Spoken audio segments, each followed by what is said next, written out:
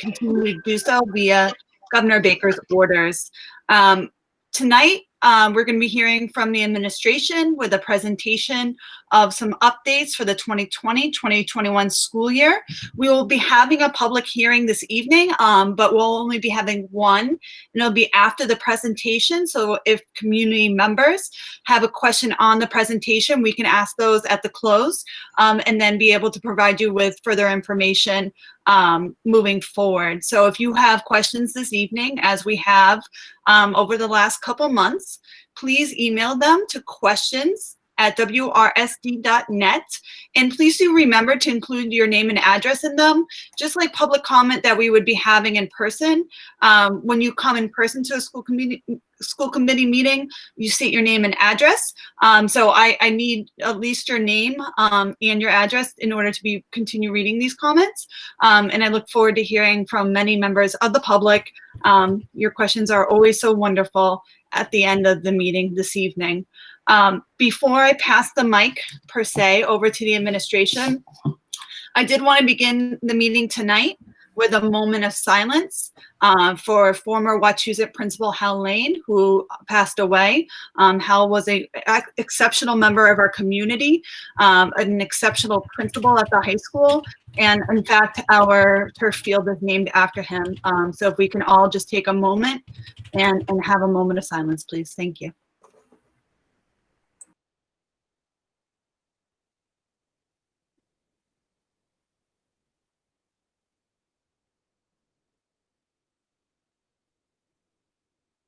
Thank you guys so much for that moment.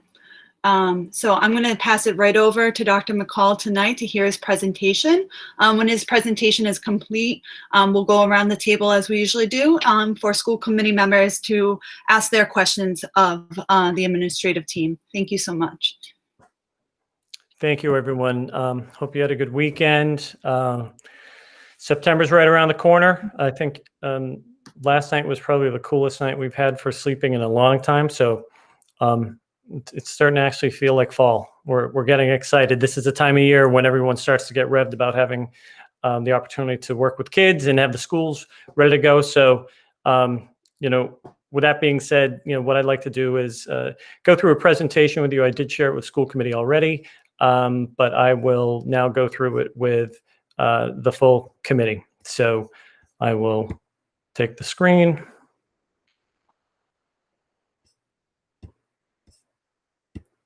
I'm going to try that again.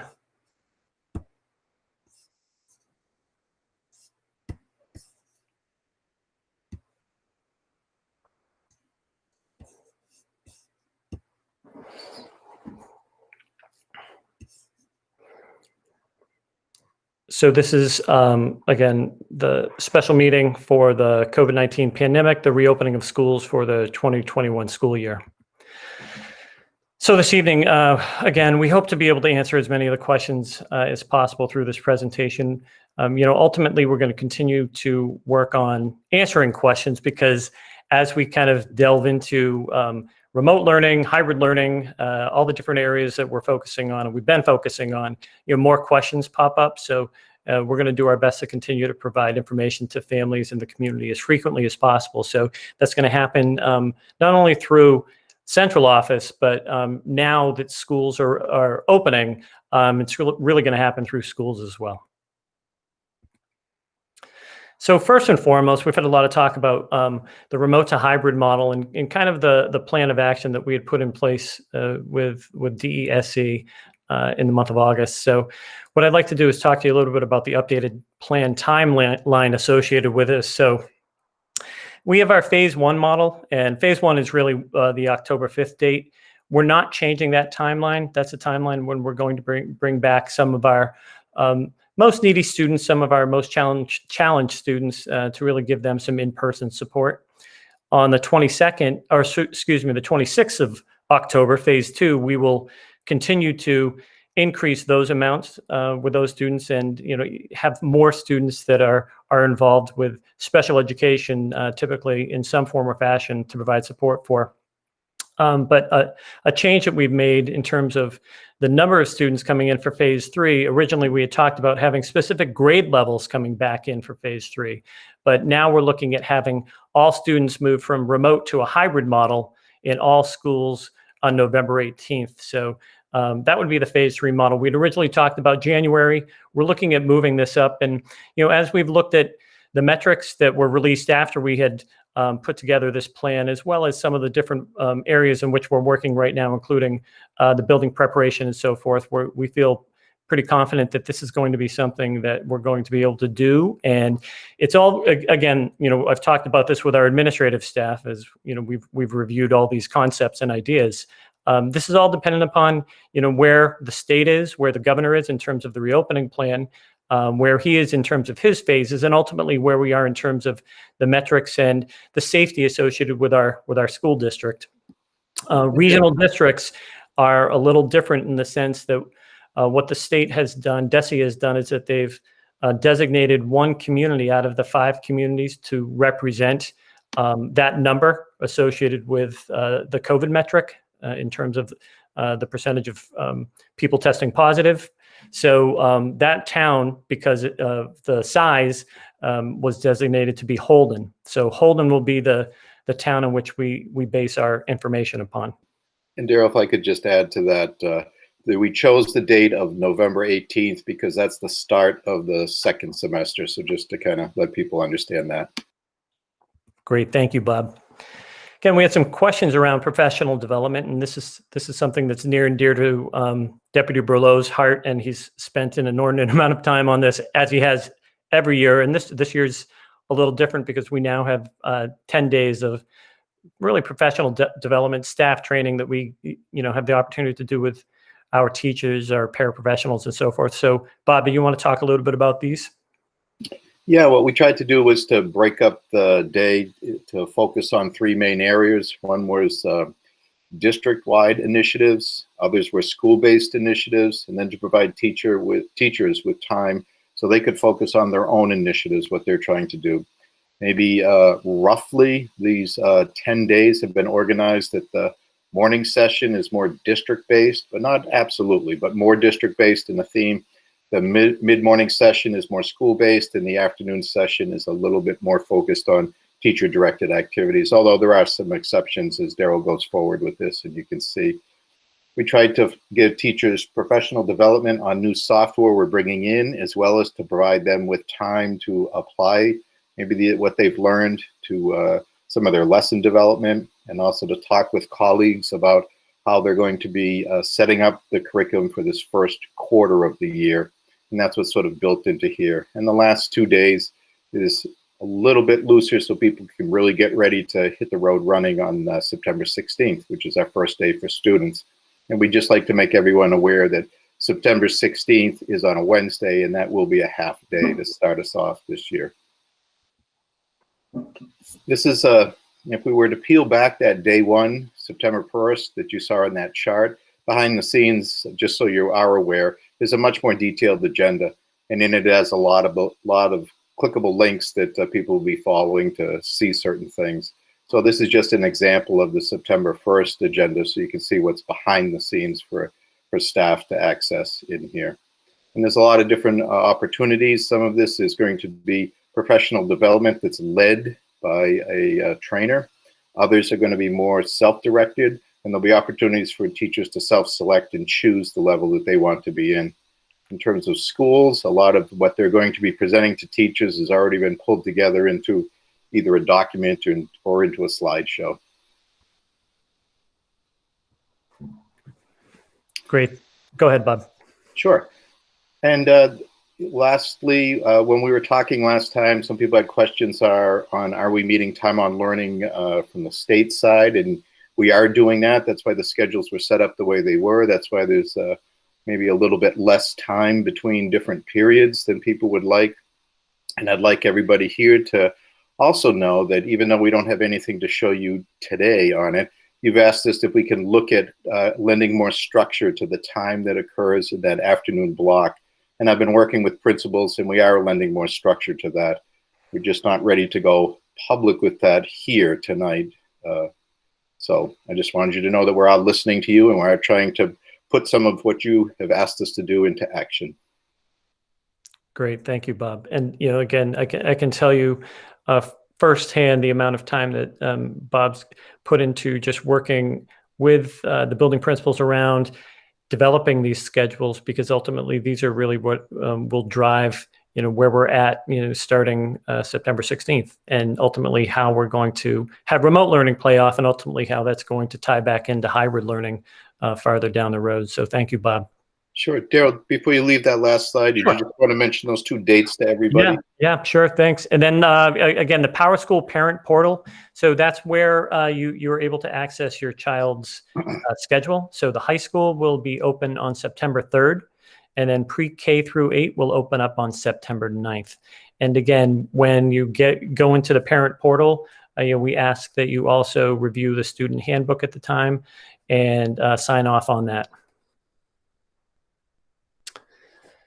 So again, the curriculum impacts, and this is something we've spent time talking about in reference to how might this year look a little different in terms of the remote learning, the hybrid learning, how it's going to ultimately play out in terms of the overall learning. So for 2021, we're using the same curriculum. We're not changing it at all.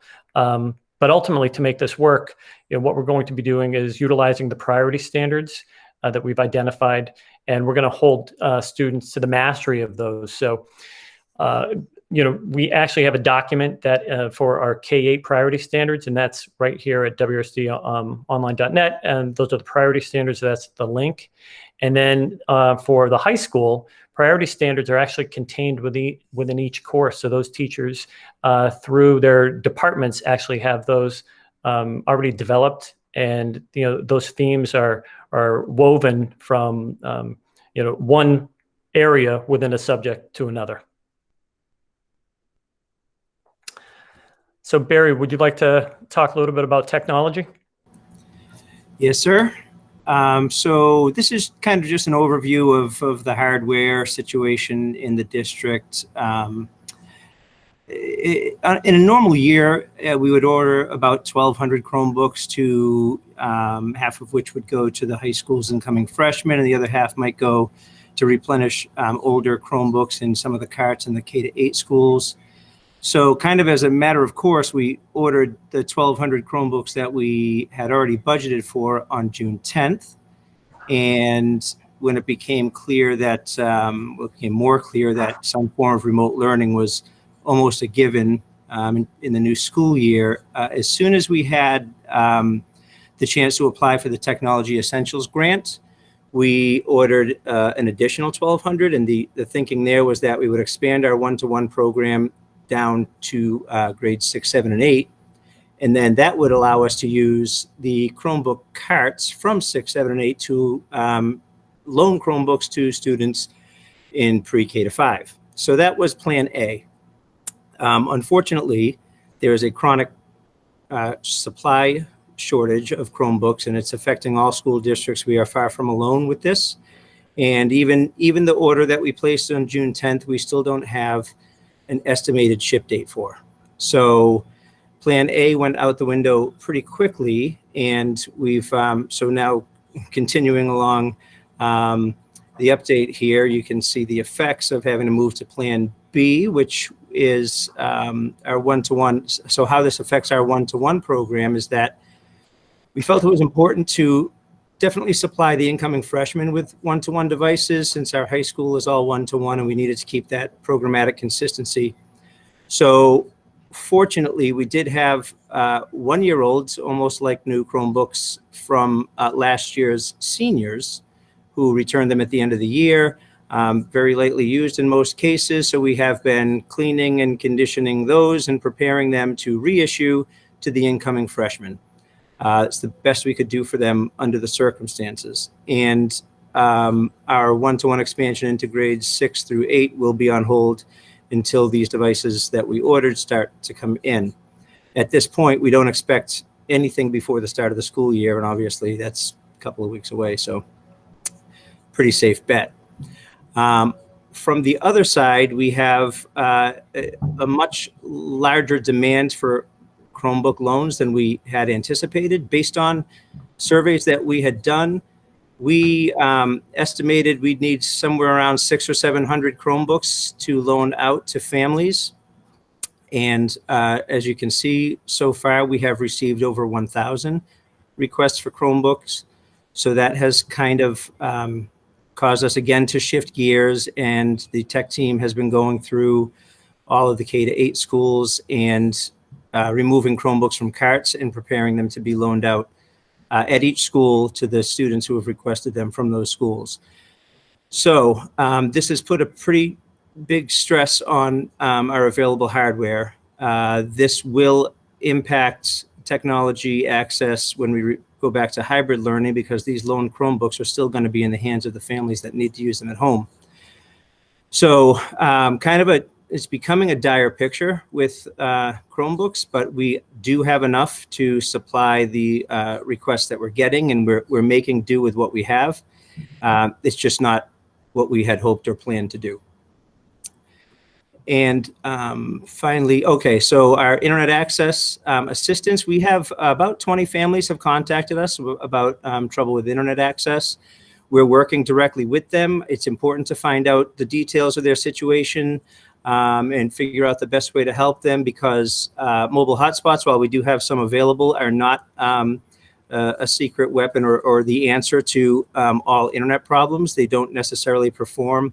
They don't, depending on, well, they rely on a cellular signal. So depending on the cellular signal in your house or your area, they may or may not be adequate for what we're trying to do. So we are working with these families. We're making sure they're aware of the low cost and potentially no cost internet options. And we are certainly arranging to provide hotspots to those families for which there aren't any better viable options. That's ongoing. And we are developing that tech website for families. It will contain a lot of tutorials and self-help links, but it will also give them the chance to request support directly by asking questions, filling out a form for a Chromebook, or asking for assistance with internet access. We expect that to be live on September 8th. Great. Thank you, Barry, for the update. And again, Barry and his crew have been working overtime, to say the least, getting everything prepared, up and running for remote learning. So kudos to his entire team. Special education, Christine Smith's going to talk through several slides around special education. So Christine.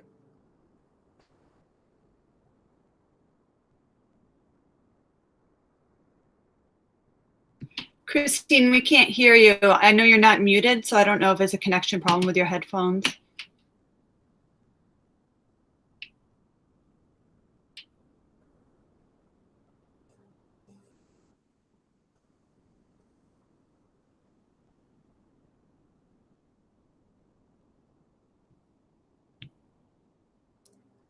So it sounds like she's having a connectivity issue. Yeah, like Dr. Christine's having some technical difficulties. So I'll start going through some of this. So, on the 13th of August, CPAC had a presentation that Christine did for them. The CPAC presentation was updated, and a slideshow was actually put onto the district website.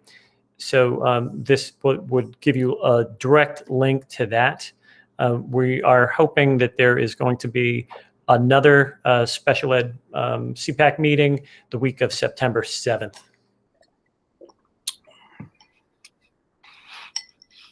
Okay, Chris, are you back? She's not, Daryl. I just asked her to leave the meeting and maybe jump back on again, and that might help her. Okay, thank you. So again, parent engagement documents and remote learning plans. So DESE, they've released specific directives specifically to special ed directors, around remote learning plans and parent engagement.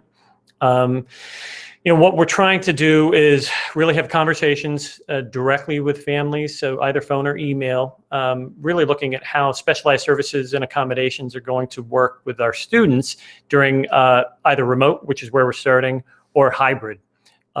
DESE has provided a strong document in terms of guidance around this, and this is what Chris and our special ed team has utilized in terms of putting this forward. In reference to, yeah, go ahead, Chris. Sorry, guys, that was very strange. I unplugged my ear pod and my whole computer shut down. Don't worry, go ahead. I pretty much did all your slides. You're all done. Yeah, thanks. So the first slide told you guys that we had a special meeting with CPAC. We plan to have another one next week. We're just finalizing that date. And that special meeting is accessible through this link for the slideshow. There's also a recording of that meeting. And that has been posted on our website for WRSD. The parent engagement document or remote learning plan that I began talking about during that special meeting is a document that DESE is requiring us to do, but it's also similar to the document that we created in the spring. So the remote learning plan for special education will be created with engagement with parents. That's how those two pieces become one, is the parent engagement document and the remote learning plan become one, because parents are going to be engaged as we develop that remote learning plan. And that is where you will find both the schedule and the explanation of how your child's IEP, again, individualized education plan, is changed in this particular time period. We are expected to be providing the services that are on your IEP, including the accommodations and modifications and goals and objectives. But the how of some of that may be different in the remote or hybrid environment. And this is a document to delineate how that change is going to take place.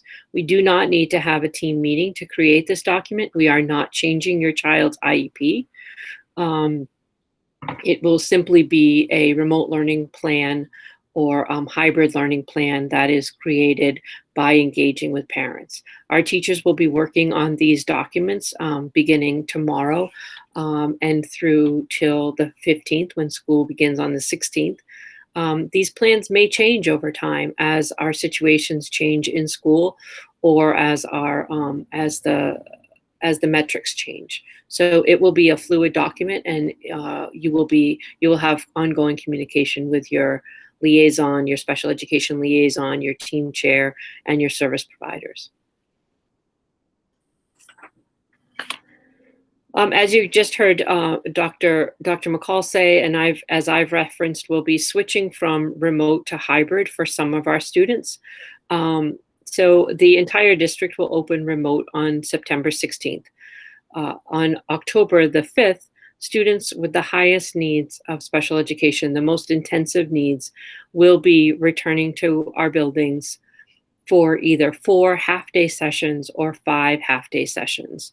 The determination for who are these children, for those of you who are parents watching and who are concerned, and how do we identify this, there is a metrics within the IEP program that is informing this, but the more simple everyday way to figure it out is, how much time does your child spend outside of gen ed? If most of their day is spent in a self-contained setting in a program classroom, then they are most likely considered our highest needs students. Phase 2 students will begin, so those children, let me go back to those children. So phase 1 children, we will be increasing their time in their school day from October 5th through October 13th, and at the very latest, the week of October 19th, so that they are included, so they are attending to at least 4 full days and 1 half day, that half day being Wednesday. The phase 2 students are expected to be identified, again, as students who spend the majority of their day in a self-contained program classroom, but do have maybe an inclusion classroom. These students will be transitioning to in-person learning during the week of the 19th and the week of the 26th. Again, individual schedules will be created. There will be times when these students will be attending inclusion classes. And so while the student is at school, those inclusion classrooms will be virtual, and the student will attend that class virtually with support from the self-contained classroom.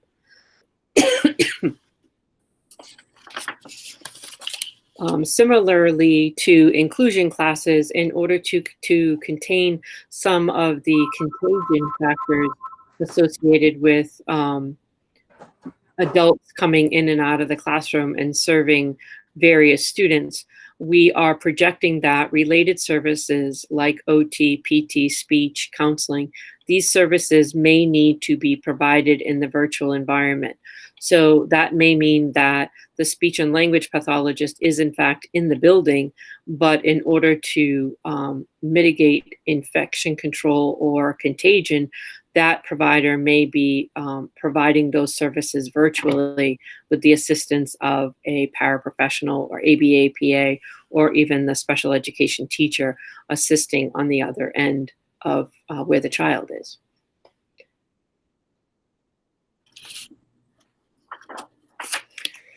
Special education testing. Our professionals evaluate our students in formal and in informal ways daily, annually, and in special education, they do that triannually.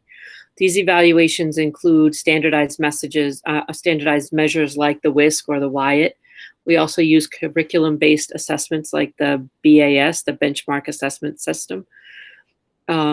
And we use chapter reviews. Informally, we may do observations during class. We may observe students engaging with their classroom, but all of that information is what we as educators call assessments. They all give us, all of those measures give us data that we use to describe how a student's area of disability is impacting their ability to access learning. And then we use that information to determine what changes to instruction we need to make in order for the child to have full access to learning. We believe that we should always use multiple sources of information when we are making determinations about an area of disability for a child.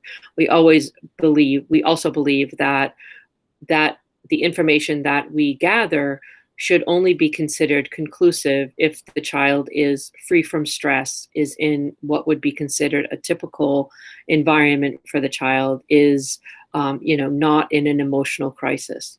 So during this particular time, as we consider testing, as professionals, we are concerned with advancing or using too many standardized tests. We're concerned with assessing students too soon before and using that information as conclusive information. We really believe that we need a good amount of time with our students where they can really demonstrate to us that they have returned to a baseline that is more consistent in order for us to really make any conclusive determinations about their abilities. So for that reason, we're not looking to go in and make changes to students' IEPs or to modify their goals and objectives at this time. We really need our students back in the learning engagement to the best of their ability, and be able to demonstrate to us that they have adjusted to this new normal and that they are free from that level of stress. And then when that is in place, we believe that we could conduct more standardized evaluations with great validity that is expected with the standardized measures. So there are a few students who have been testing for various reasons over the summer. And we will be looking at testing some students even as school begins again. But for the majority of the students, I have to share a word of caution that test validity really can be distorted, and we wouldn't want to make critical decisions about how we're educating students at a time when we're gathering information and a student is under stress. So for those students that are participating in standardized evaluations, we are expecting that those students are 100% compliant with PPE, including that they're wearing face masks during the evaluations.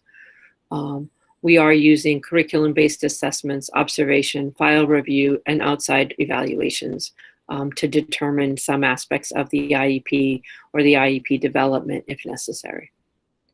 Team meetings will begin again on September 16th when the full team is in place. Individual teams will determine if they will gather in person or remotely. And even when they make that decision, some participants in the team meetings may determine that they need to be remote, while others determine that they need to be in person. There is no directive from our district of how meetings will be held. Those decisions should be made individually. As we continue to plan our reopening, one of the very looming questions is compensatory services in special education. So as directed by the department, special education teams must determine if a student with special needs has made the expected progress on their goals and objectives during the COVID closure and the remote learning time. The team must work together and determine what changes to instruction or services need to be put in place so that the student can make the expected progress outlined in the student's individualized education plan.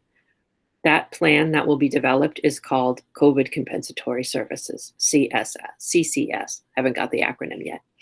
So CCS, COVID Compensatory Services. In order to make these determinations, teachers must have time with students to determine the student's current level on each goal and objective. It's expected that these determinations should be made during the months of September and October and finalized, and a finalization of the CCS plan in place no later than November. These dates that I'm putting out here today are generalized dates. They may be different for individual students, for either moved ahead or moved back, depending on individual circumstances.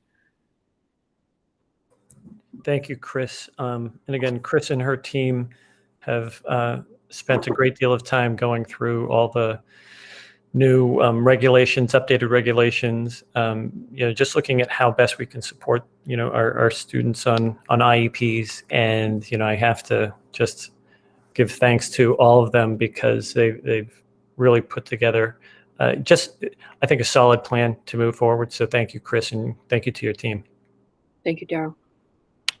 So going on to the next slide, there had been someone had requested information around homeschooling, private school, school choice out and out of district placement. So Director Keenan pulled this information together. So, as you can see, from 1819 to 2021, our numbers of homeschool students has increased during this time frame. Private school has also increased. We're up to 542 students. School choice out, it's down from 1819, but it's up a little bit from last year. And our out of district placements, our special education out of district placements, is actually a little lower than last year. In terms of COVID-related grant support, I want to talk to you a little bit about some of the grants that we have already received and one we're still waiting on. So the first one was the Elementary and Secondary School Relief Fund of $176,898. So we basically split that up into two different categories. One was for PPE, so partially paid for some PPE. And then also the other one was Lexia, which is an online learning tool we use at the elementary level. So it was a nice way for us to bring these two, or Lexia, into the district. It's something that we've been talking about for a long time. Some of the schools have tried to integrate it into their programs. It's just very, very expensive. So that relief fund helped us tremendously. The Remote Learning Technology Essentials Grant, which was a competitive grant, was a grant that we were also awarded, and that was $146,004. So what that basically included was partial reimbursement for Chromebooks and hotspots. So part of our Chromebook amount that we're purchasing, that will hopefully come in fairly soon, included money from this grant, as well as the hotspots that we're using to help support families that don't have access to, or easy access to, the internet. And then finally, the school reopening grant. That's the large grant. That's the $224 a student. And That's $1,572,300. We are awaiting that award. We're hoping it comes in pretty soon. But again, that's one of the large grants that they've put out there. That school reopening grant, and this is why this is important for us, it includes all of these items as part of this discussion. So it's labor for work on dividers. We have to put a lot of acrylic dividers in our schools in front of office areas. We have to put dividers in bathrooms and in between sinks or urinals. So there's an awful lot of work that we've going on there. This also helps pay for our food service and our cafeteria workers once we open up after remote. It's the cost of packaging for what we're not being reimbursed for food right now. It also helps support a lot of professional development over the next year. So, one of the things that we're looking at, actually not the next year, but this pays for a lot of the professional development within the first several months of school. This grant does end the end of December. This also includes the instructional technology, the Chromebooks and hotspots, testing and assessment, STAR reading and math. Those are two programs that we've been looking at for many years. Those are both online assessments, and we often talk about our lack of ability to really assess how students are doing from building to building, and this will give us a really great opportunity for us to gauge that. Online licensing for online textbooks and related software. That's another important area that we're focusing on. Over $574,000 for more PPE, because we know we will be needing more. It also includes a dollar amount associated with the anticipated unemployment for the first half of the year, at least through December. And then the acrylic dividers, those are small, or not small, in many cases are really large dividers that go in front of office desks, in between desks, in order for there to be a barrier. So I believe Margaret Barton, who's our food service director, is on the call as well. Margaret, do you want to talk a little bit about food service? Absolutely. As we return to remote on the 16th, we're going to again be doing meal distributions. And this time we've changed it up. We're going to have one school open in each of the 5 towns, pardon me, for pickup of meals. And Dr. McCall did send out an email to this effect last week, and has prompted a lot of families to apply for the free and reduced meal program. And it is available on the website. And we do encourage anybody at this time that is experiencing any kind of financial changes throughout the year to please submit an application just to check on eligibility, because it is open and available to everybody. So we do plan to start our first meal pickup will be on the 17th, the Thursday. And if you could go to that next slide for me. The pickups will continue on Tuesdays and Thursdays from 4:30 to 5:30 at each of those schools. And we will continue to do that as long as participation is warranted at each of the towns. If we find out that we really aren't seeing enough families come to those schools, we may have to downsize the operation a bit. The change from going from the seamless summer program that we had to the National School Lunch Program tightens up things a little bit, in that we must have identification of the student that is the meal is being provided for. And parents can either show the current class schedule for this year, the free and reduced confirmation letter that has been sent to them. If they don't have either of those on hand, they should contact me so that we don't have any problems at pickup. We just want this to be as seamless and contact-free as possible for everybody. The meals for free students would obviously be free, and we will be giving them both a breakfast and a lunch. Reduced price students are available, meals are available. They would be charged to their accounts. And in that email, it did state the cost of those meals. And always, if any of our full price students would like to come up and join us for a meal, because we'd love to see your smiling faces we haven't seen in the longest time, please do. We do have some fun things prepared that we'd like to do. Perhaps a Family Friday pizza night where we provide you with an entire pizza to take and bake for your family. Just some things to keep our business afloat and make sure that we're not lost in the shuffle here while you're continuing to learn. Again, if anyone has any questions about the program, I am certainly able to answer those questions via email or phone. And hopefully we get to see you soon. Thank you very much, Margaret. Again, food service and meal distribution is, an important part of, what we do as a school in order to help support all of our students. So again, families who are out there, please apply, because again, that is how we are able to offer up our free reduced lunch meals. So high school athletics, I know we had many questions about high school athletics last week. Feels a little bit longer than that, but last week. So, right now the Mid-Watch League has approved varsity play. If they approve sub-varsity, so JV and freshmen, at the high school, they will be using all of their outdoor facilities. So the turf, the upper field, the first upper field, the field inside the track, the grass field, the hockey field, and the baseball outfield. So all benches and chairs and scorers tables, bleachers, bathroom equipment will be sanitized, and there will not be any locker rooms used at this time. Kids will be coming in ready to go. The athletic directors from the Mid-Watch League, they're all assigned to subcommittees, and they're actually meeting on Wednesday to address the concerns. And really, it's looking at the schedules, protocols, along with the regulations regarding transportation and spectators. So our athletic director, Jen Lynch, will provide us with more information. And once they have that meeting on the 2nd, and that gets voted in at some time, whether or not it happens on the 2nd or after that, we'll make sure to put that information out to all families.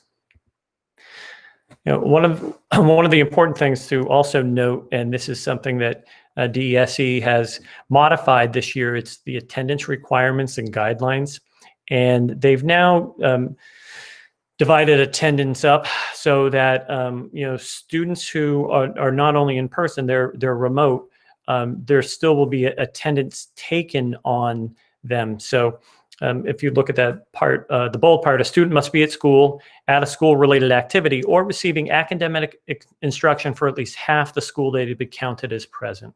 So we are responsible for taking daily attendance in all of our classrooms. So the daily attendance, when we're talking about a synchronous schedule, where a student's schedule is comprised of live synchronous instruction, especially for a district like ours, in the morning, where our time is, most of it's going to be synchronized in terms of live, where teachers are working directly with kids. They will be taking attendance for those students at that time. If you're in an asynchronous schedule, one of the things that they'll be doing is they'll be looking at making sure that they're checking in with students. So it might be a teacher, it might be another educator who is reaching out to the student to see where they're at with a certain topic. Maybe check out an activity log, look at written reflections of work, and so forth. But one of the things that we would want to do with any asynchronous learning that's falls completely out of the realm of synchronous learning would be that we have a collection methodology that is consistent for all of our students. And again, if we have students that can't be reached, and we're really unable to demonstrate that they are they're present, then they will be marked absent. And that really comes down to the SIMS data. And when we're talking about SIMS, and that's a student information management system in which all school districts report information back to DESE. So 2 fields have been added now, and those 2 fields are days of attendance remote and days absent remote. That does give us more opportunity to then quantify where students are, and we'll be able to go back and forth with that. So we move to a hybrid model. A student is they're a Monday, Tuesday in person, and they're a Wednesday, Thursday, Friday remote. And that child is absent on a Monday, and they're supposed to be in person. Well, they still have their in-person absent designation, and it doesn't matter because we now have 3. So that's an important piece of information for everyone. In terms of our air circulation systems, we've had a good conversation with our HVAC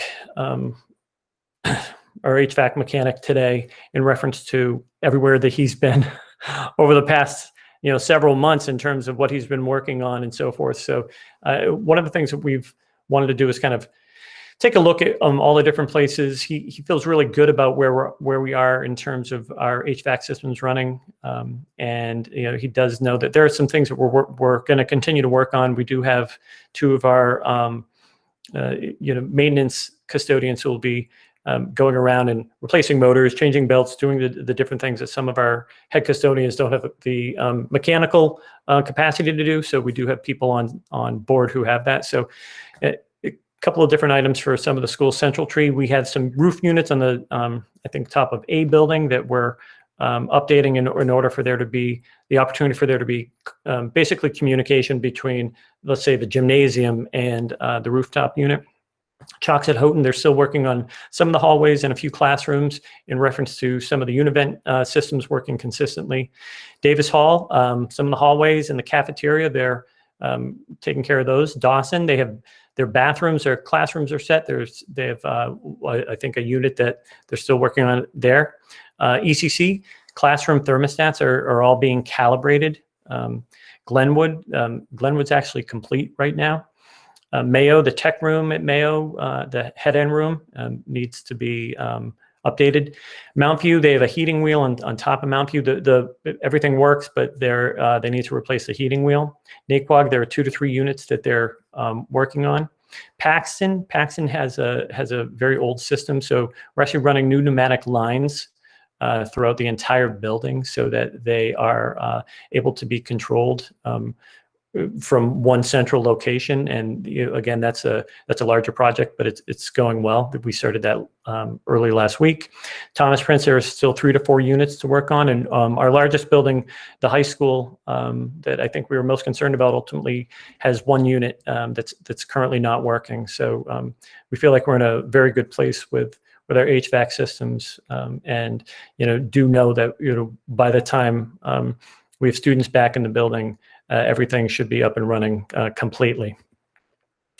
So looking at updates toward reopening, one of the things we made a decision to do is pull all area rugs out of schools. So they're in the process of being taken out, or they are going to be removed. We are purchasing carpet extractors with some of our reopening grant money. So at a place like Houghton and Choxet, basically they would rent a carpet extractor for once or twice a year to clean that. Well, we'll actually purchase them now, so they have them at all times, and we can clean those carpets more frequently. We're also looking at purchasing 20 HEPA room air purifiers for those rooms where there may not be enough air circulation in some form or fashion. Also, 13 digital carbon dioxide temperature and humidity handheld monitors. Those are for the carbon dioxide to go into a room. So each building will have their own. They can go in and check to see what the carbon dioxide measurements are, as well as a digital air flow meter, which will check the amount of air that's coming out of a Univent system. And finally, the cleaning protocols and procedures. All custodians are having training on all the cleaning protocols and procedures associated with our disinfectant and sanitizing agents. This is an example of the protective shielding. This is the central office area when you walk into the superintendent's main office on the right-hand side. That's the HR side. And as you can see, those are acrylic dividers that we have in front of those desks in order to protect the people who are working there. We have those in our schools where people would come into the main office areas. So that way there are our administrative assistants who sit down all day and they're greeting people all the time. Even when we're back into a situation where we have a hybrid model, and we're probably not going to have a lot of people from the outside allowed into the buildings. Even with that being said, you're still going to have a lot of children and a lot of adults still in the building. So we wanted to ensure that those were in place.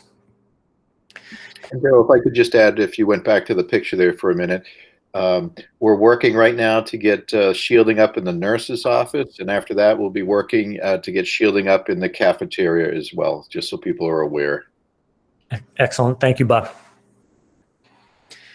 Then our PPE supplies. These are our supplies that we have, as well as some of the ones that we're ordering. So as you can see, we have a lot of masks, student masks, disposable masks, gowns, desktop sanitizers, bulk sanitizer, 750 gallons, wipes, backpack sprayers. Again, that was something that I ordered back in February, and this is the timing associated with this is how long things are taking to get out. So we do have 7 of those in already, and 10 more have been ordered.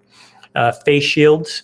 Again, you need more than just a face shield, but that's just another way to protect the face, especially when we're dealing with a possible COVID positive case.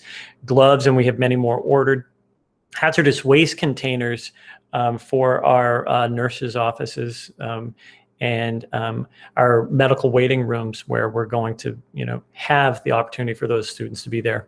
So all staff will have access to masks, wipes, sanitizers, and gloves. And again, as I mentioned earlier, $574,000 is dedicated to PPE for all of these different types of things that we will have available for students and staff. Again, district protocols. This is a reopening guidelines that we've been working on for the past couple of weeks. As we've gone through and this is a direct link to it if you wish to do that. But I'm just if I open this, Barry, is that going to work? No. Am I still on the other tab? Well, it depends on if you're presenting just one tab. Yeah, I think I am. So I think I'll keep it as is. Yeah, fun reading for another time.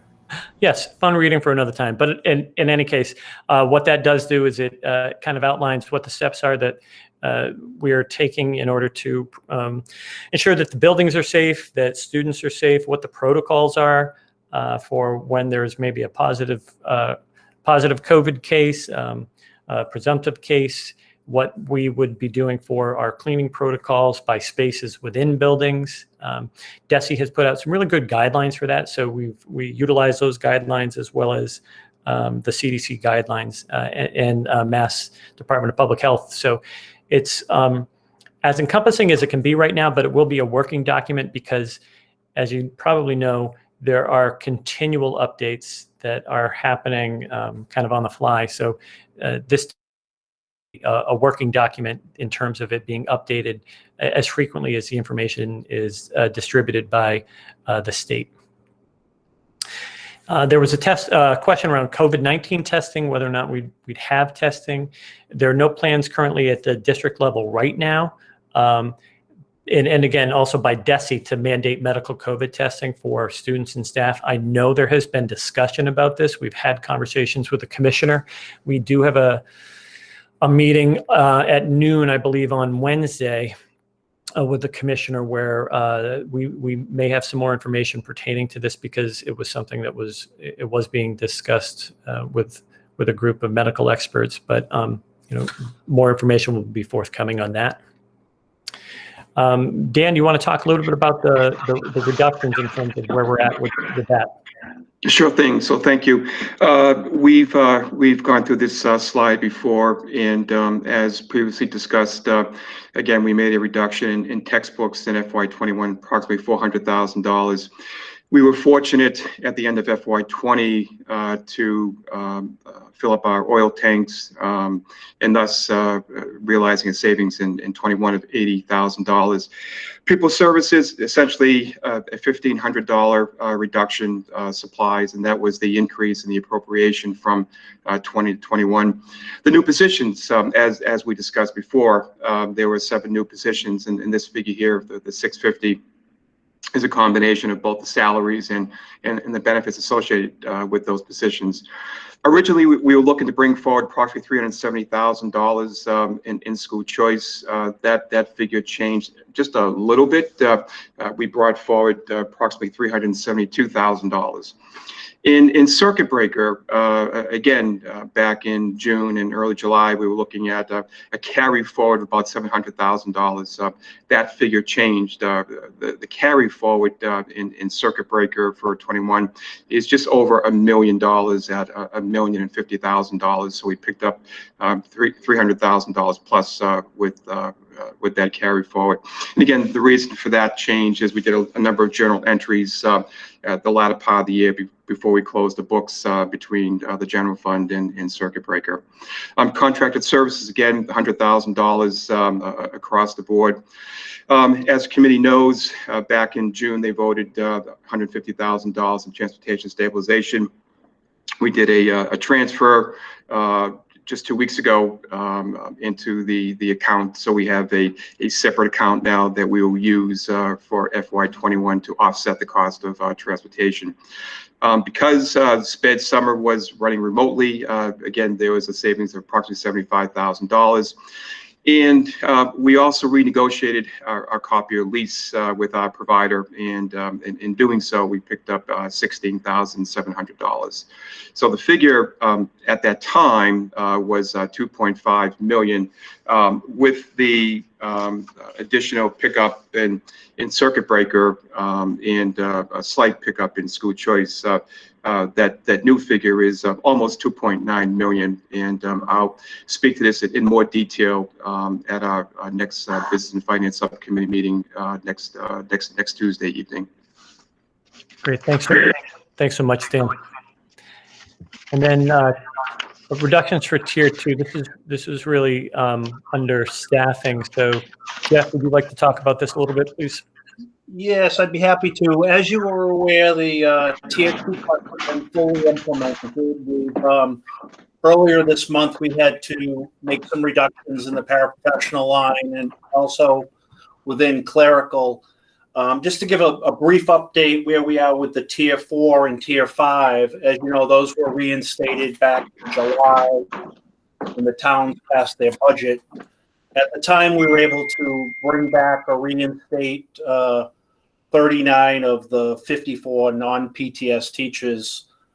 Within the last month, because of resignations, retirements, and LOAs, we've actually been able to, backfill another 6 positions. So out of the 54 non-PTS teachers that were non-renewed back in June, we've actually brought back 45, which is a positive thing.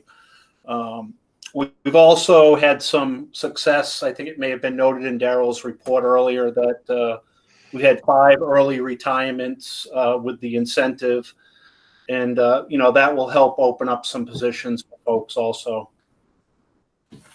Thank you. Great, thank you, Jeff. And then finally, I'd like to thank all of you. We've been looking at so many different ways to kind of go toward education and work toward providing an educational opportunity for our kids. And, we want to make sure that the faculty, the staff, and the families really receive what they need to be successful in these unprecedented times. And, for us, what we're going to be doing is just putting forth our best effort to do that. And I can tell you that the entire team that I work with, our building level teams, they're putting forth an amazing amount of effort, and I appreciate all the work that everyone's done. So thank you very much, and that's the end of the presentation.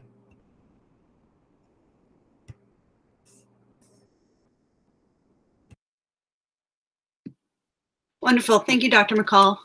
As we normally do, we're going to go around the table and start towards the end of the alphabet tonight. As usual, I'd like you guys to try to keep your comments to around the 2-minute mark. I'll do my best to keep my eye on my watch, but I'm sure you guys can as well.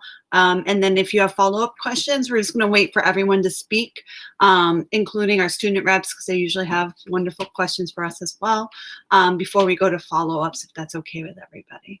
All right. So tonight we're going to start with Member Silva. You haven't had a chance to go first yet. Megan, I don't think Asma is at the meeting. Oh, all right. We'll go one before her in case she shows up quickly after Member Shapiro. Yeah, when you said Silva, I was like, oh, just missed it. Anyways, I just have a couple questions for clarification. So the new schedule is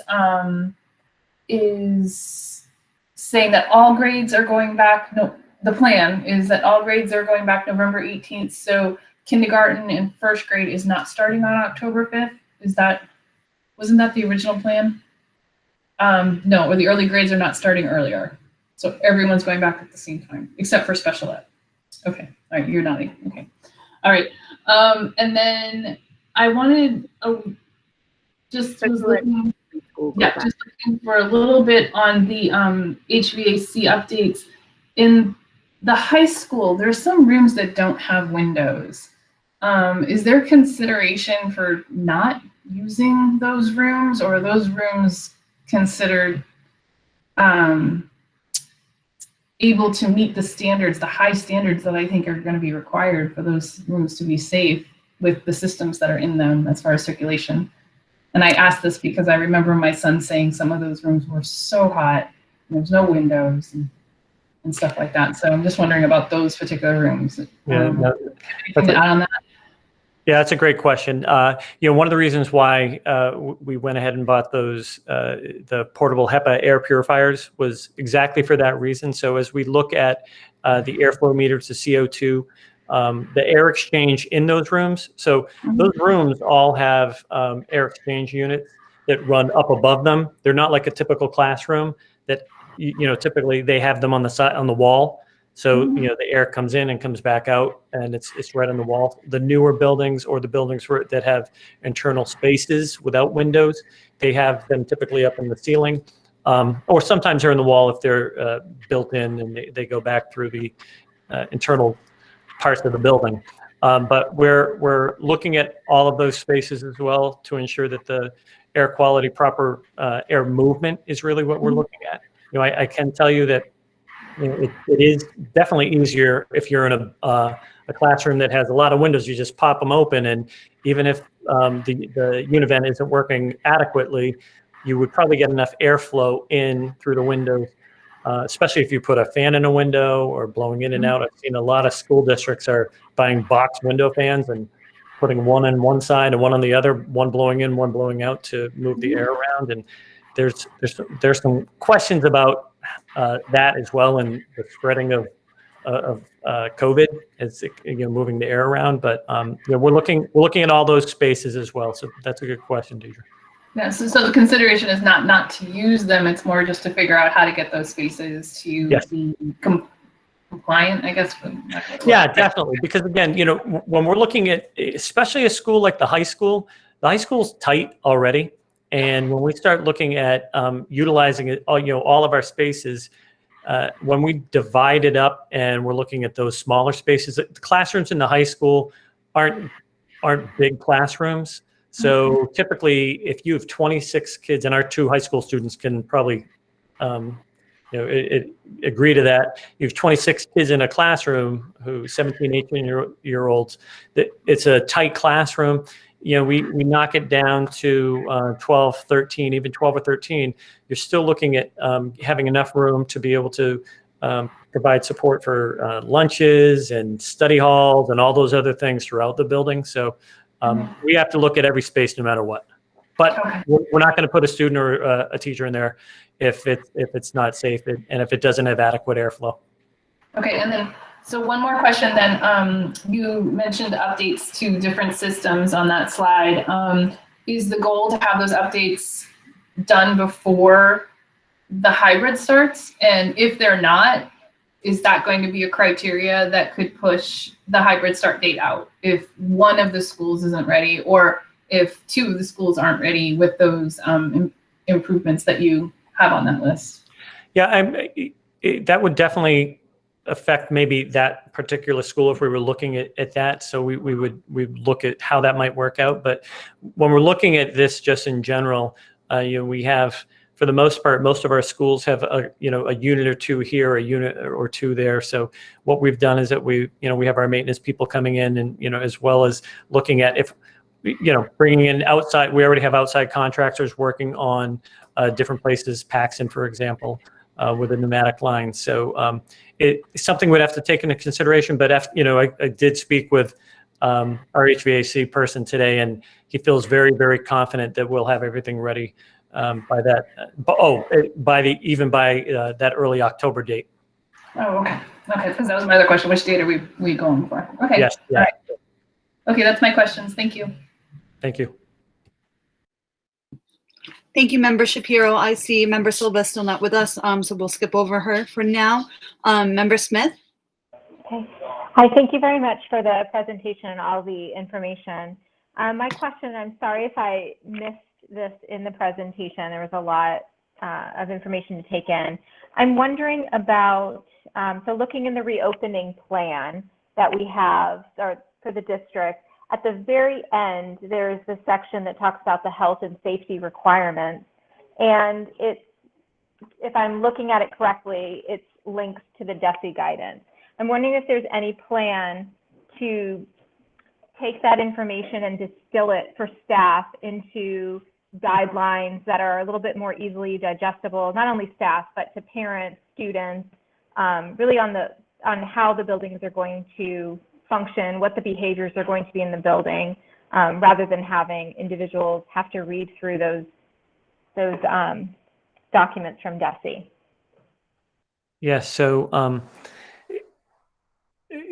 not only DESE, so again, the reason why I even did the district protocols was because we wanted to have our own individualized protocols for our district, but tying back to DESE in the same way. There's an awful lot in that document.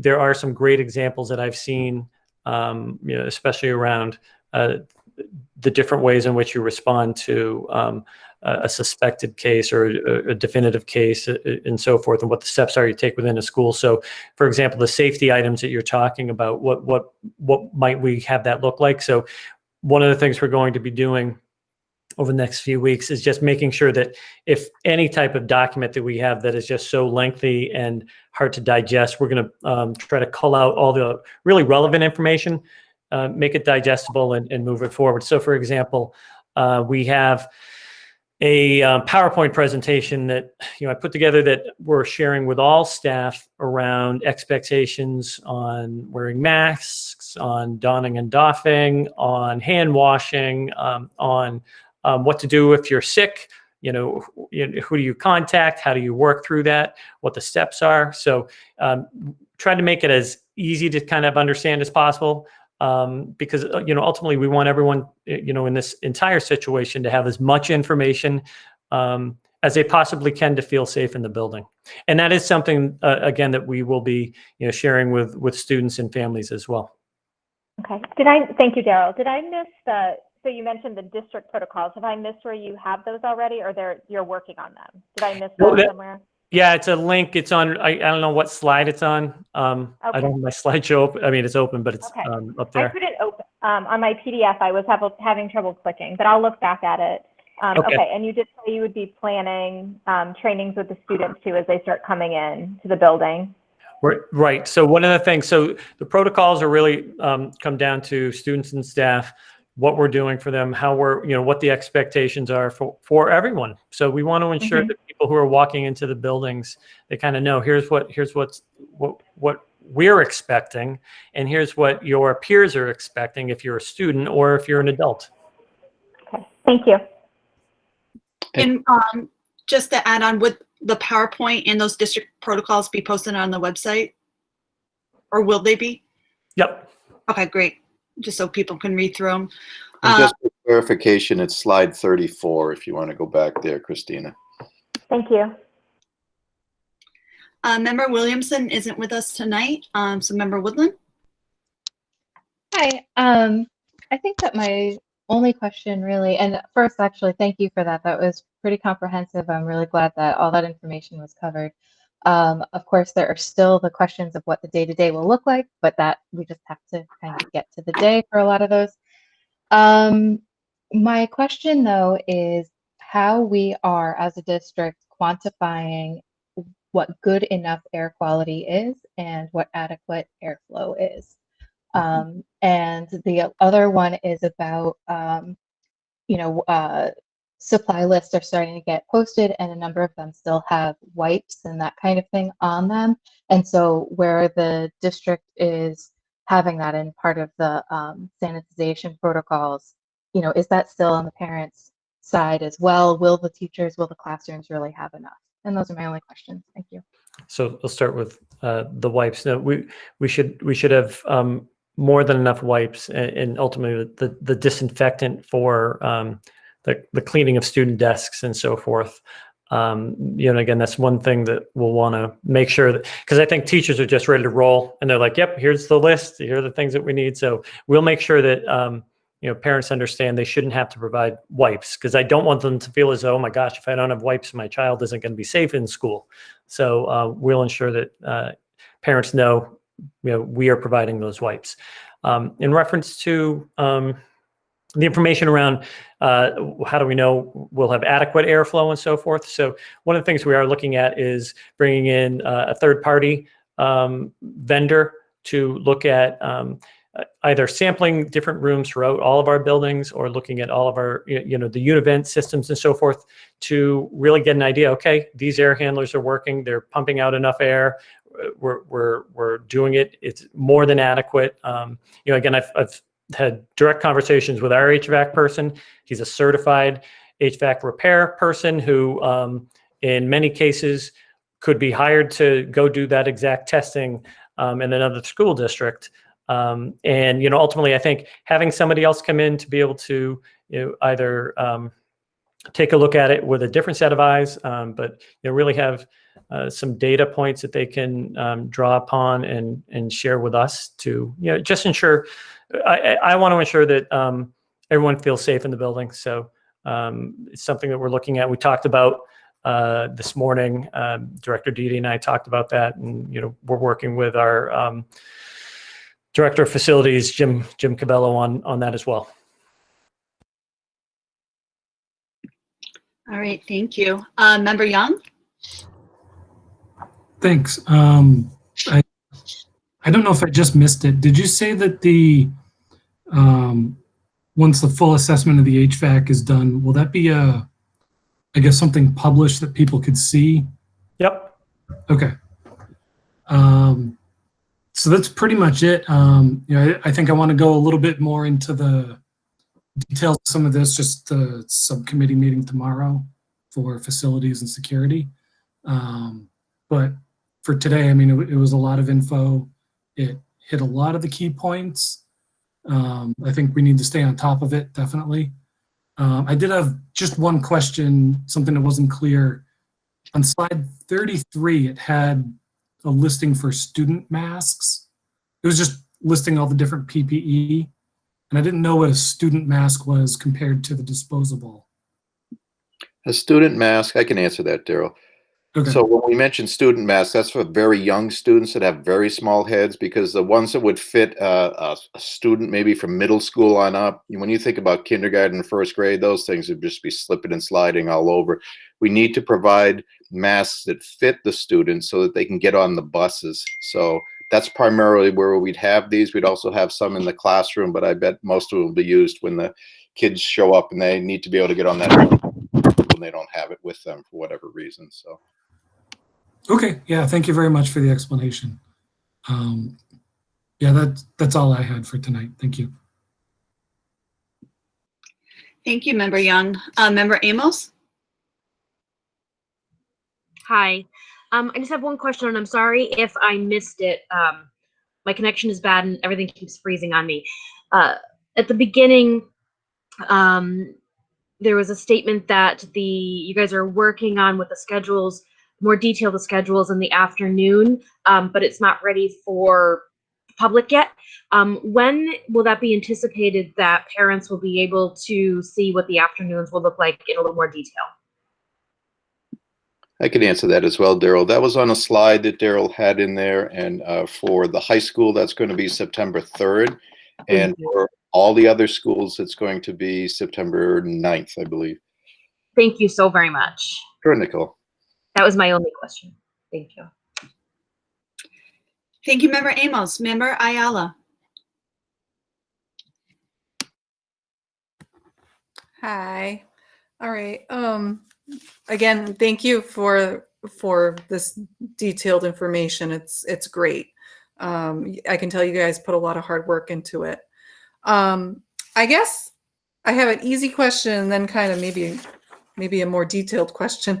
The easy question is a carpet extractor. Is that a carpet cleaner? Okay, so you're not ripping the carpets up in Houghton and Choxet, but you're ripping them up in other classrooms. So the carpets that we're taking up, so when we talk about the room carpets, we're talking about carpets that are just laying down in the classroom over tile. So those are ones that we are pulling out, so there won't be carpeting. Carpeting that is in like Houghton and Choxet, all those hallways, it's a quarter mile of carpeting. That's all there. I have a feeling somewhere down the road, well, we've been talking about this for a while, but somewhere down the road that carpeting will be replaced. But in the meantime, the carpet extractor is a deep cleaning carpet cleaner. Okay. All right. I was just curious about that.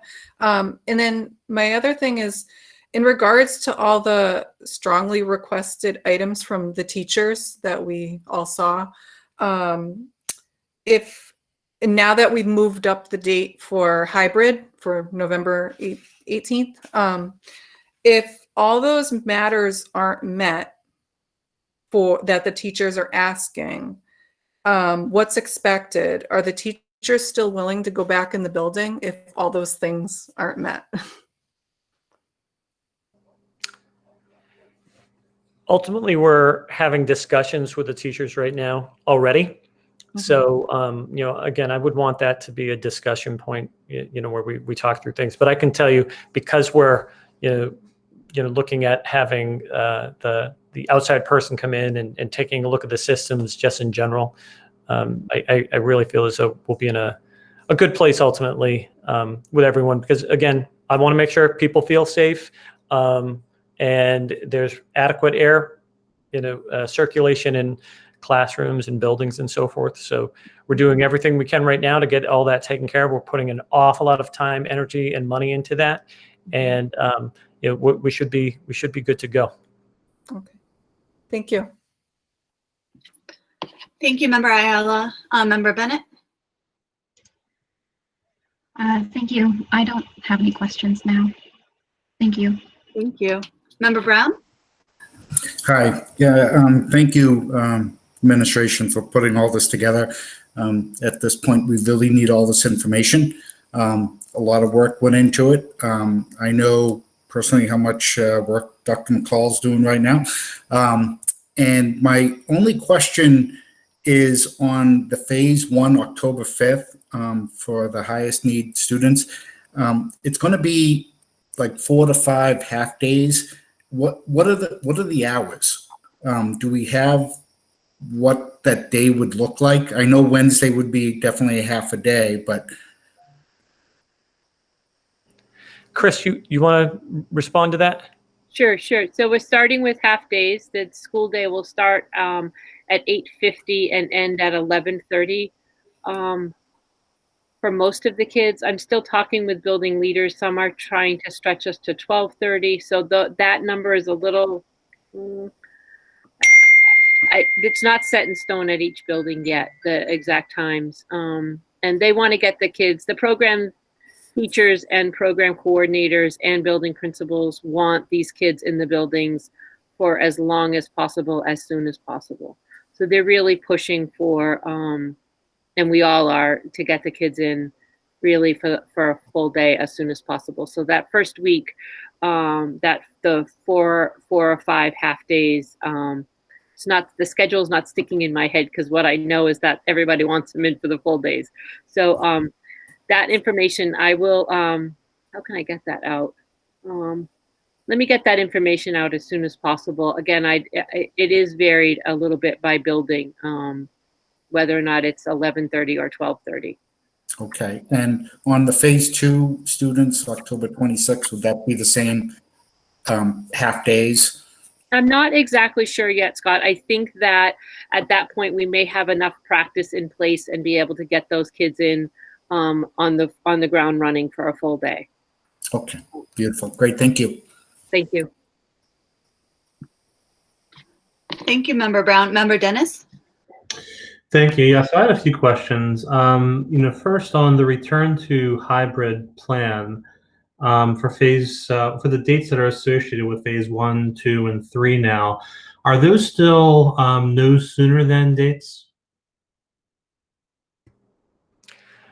The way we're looking at this, that November date, what we're trying to do is really give hard targets for people so they can plan. So we'd like to do no sooner than that November date as well as the 2 October dates. So I heard you and I heard others in the presentation refer to different metrics. And so, I'll ask again, what are the metrics that will be used to determine whether we enter or exit a particular phase of reopening if there are no sooner than dates? Sure. So we will be looking at the metrics that DESE and DPH have defined, as well as having conversations with the local boards of health, which I just had one last week where we discussed not only the metrics that they've put out, and I think I talked about this at the school committee meeting last week, and ultimately just ensuring that the buildings are safe and ready to go. Yeah, I mean, as I recall, when we spoke at the last school committee meeting a week ago, those metrics were still undefined. And so I think it would be helpful just so that we all understand if there are specific metrics that we're looking at, kind of a dashboard of metrics to say, okay, here we are a week or two before October, middle of October. Are we a go or no go? We all have visibility. We know what those metrics are. And so to the extent that you can put that forward to us and share that with us as a committee and to the public, I think that would be very helpful. The second question is, help me reconcile the two statements. I saw and appreciate in the presentation today that there are no curricular impacts. We're using the same curriculum that we've used before, and that we're meeting time on learning.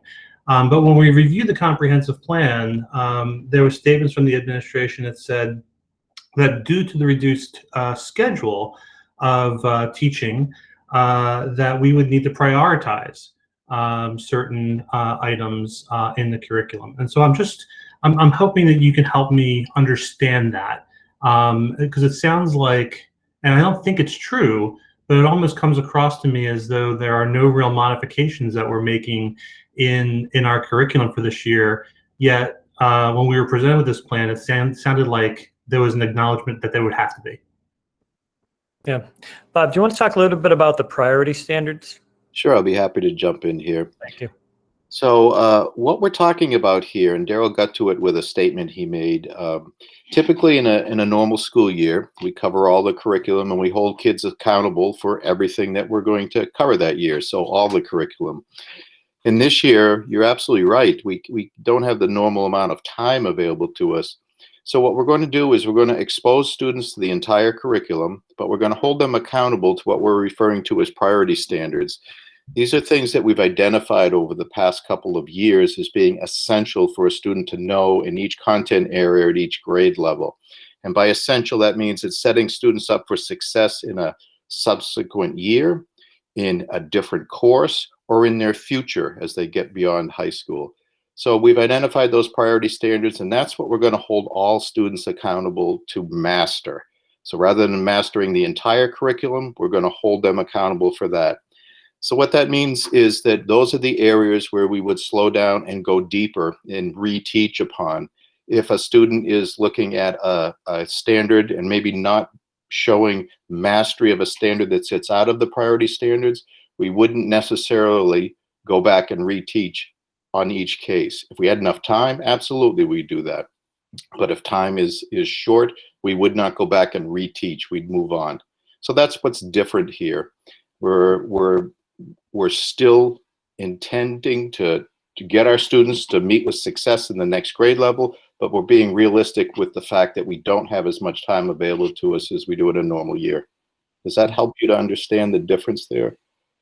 No, I think it does. I mean, I think what I'm hearing you say is that you said initially, that you are prioritizing within the curriculum, which I would argue is in of itself a curriculum impact. So then the third question I had, thank you for that, was just in regards to the Chromebook issue that was raised earlier. So outside of, it appears that this is not going to be an issue for the high school, but for everyone else, what is the backup plan, and how will that backup plan be incorporated to the PD days that start tomorrow? Barry, do you want to talk about how we are filling the void right now?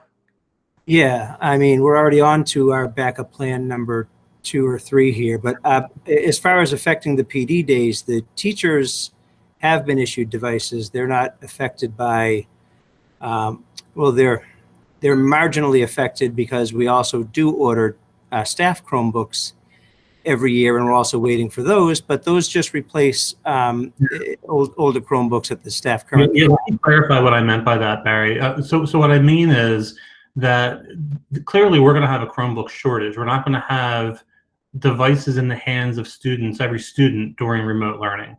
And if not every student is able to access material online and live, then presumably we need to have a plan to address that. And teachers need to be able to account for how to deal with those students who are not going to have a device in their hands. That's really the nature of the question that I'm asking with regard to how we're incorporating that into the PD planning. Let me just clarify one thing. We have what I would consider a Chromebook shortage because it's fewer Chromebooks than we would like to have, but we are servicing all of the requests that we're getting to borrow Chromebooks. So families who don't already have, or students who don't already have access to a computer at home can borrow a Chromebook from us. It's just that we're digging way deeper into our school supply, our school inventory than we ever planned to. Okay, I appreciate that clarification. And then the last question that I had was, the analysis of the students that are leaving the district. So we have, as of the end of July 28th, I think was the date that you had on the chart, about 250 students more than last year who have indicated that they're leaving the district up until that date. I would just impress upon the administration to continue to watch that number. The announcement that we were going remote was made about 2 weeks after that date was captured. And as we are looking and starting to plan and thinking about our SIMS data for next year, I think it would be helpful for the administration to continue to provide us with updates on that number. I just want to give a clarification on that through the chair. So sign of the times, that should have read 8/28 last Friday, not July. Okay. Feels like July, so that correction's been made. So that is the most current data that we have. There's just a typo in the PowerPoint. Okay, no, I appreciate the clarification on the typo. I do still believe that as we go forward through the first month of the school year, we should continue to monitor that number and report back out. Thank you, Member Dennis.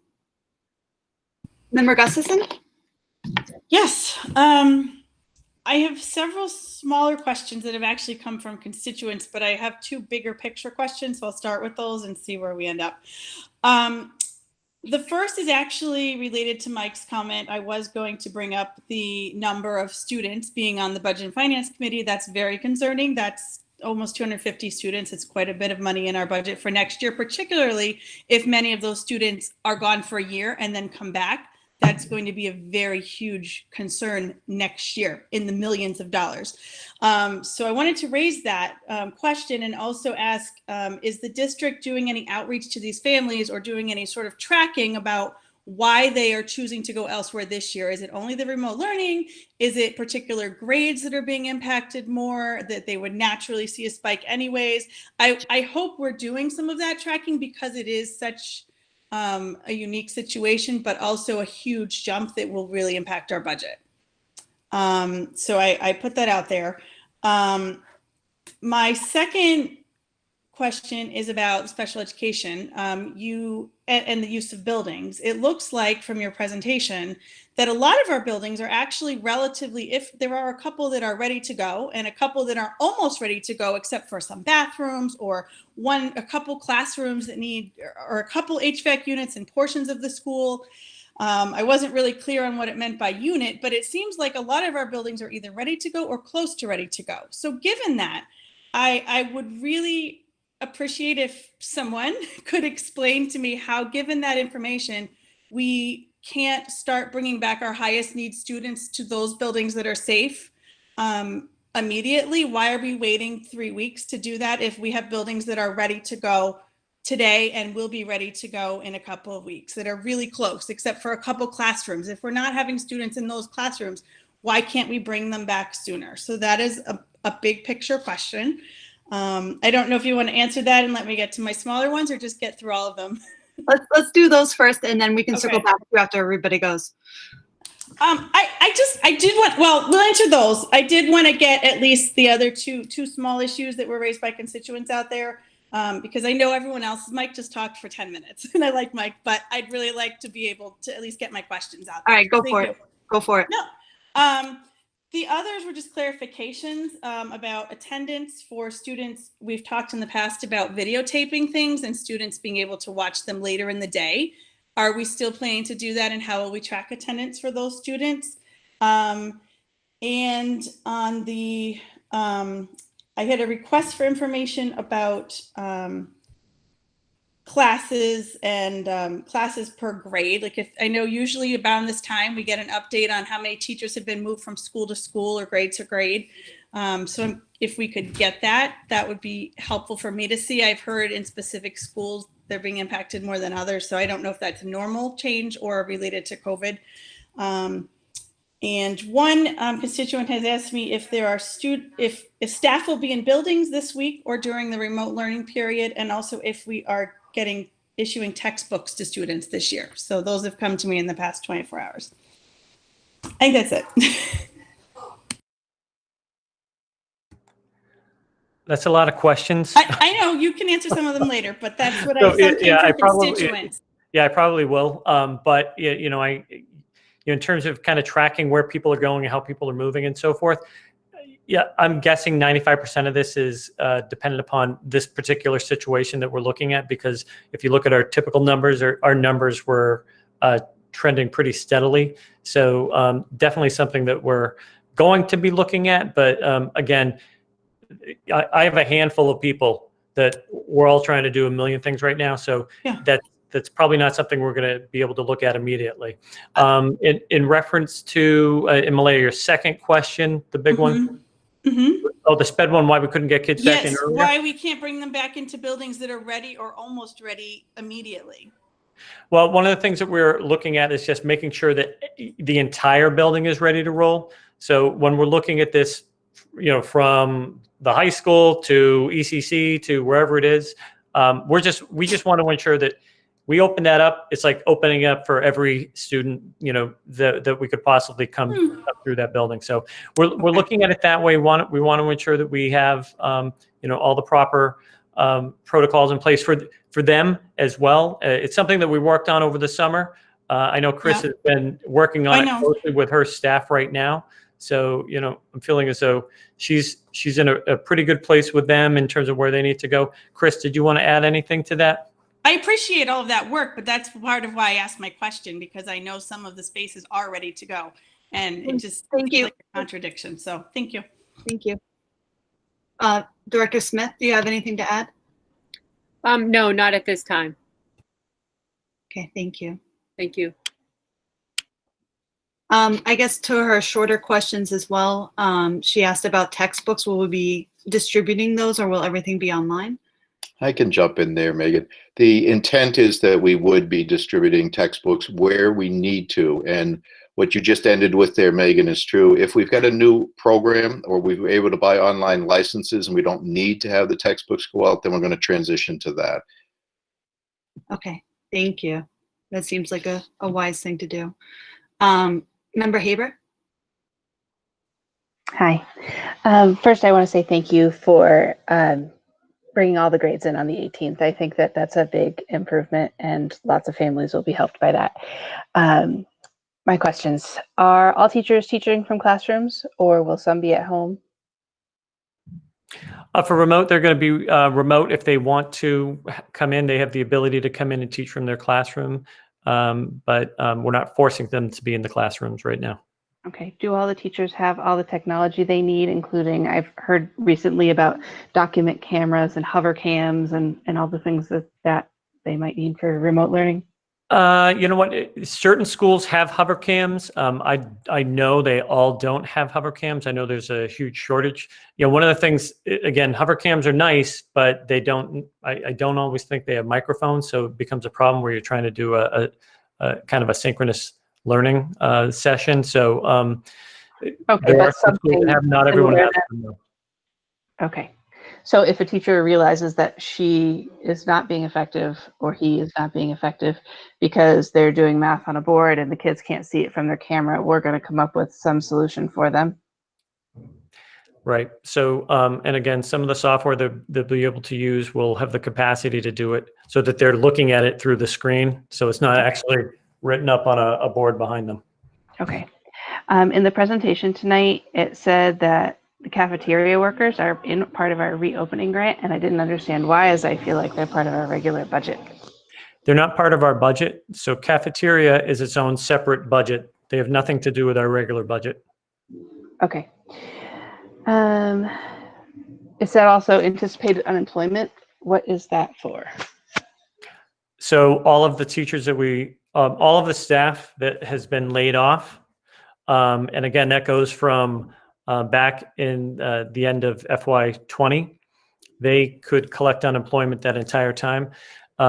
We don't get unemployment bills very frequently. In fact, Jeff, correct me if I'm wrong. I don't think we've received one yet for FY21, correct? It just came in last week. Hey, okay, good. Look at that.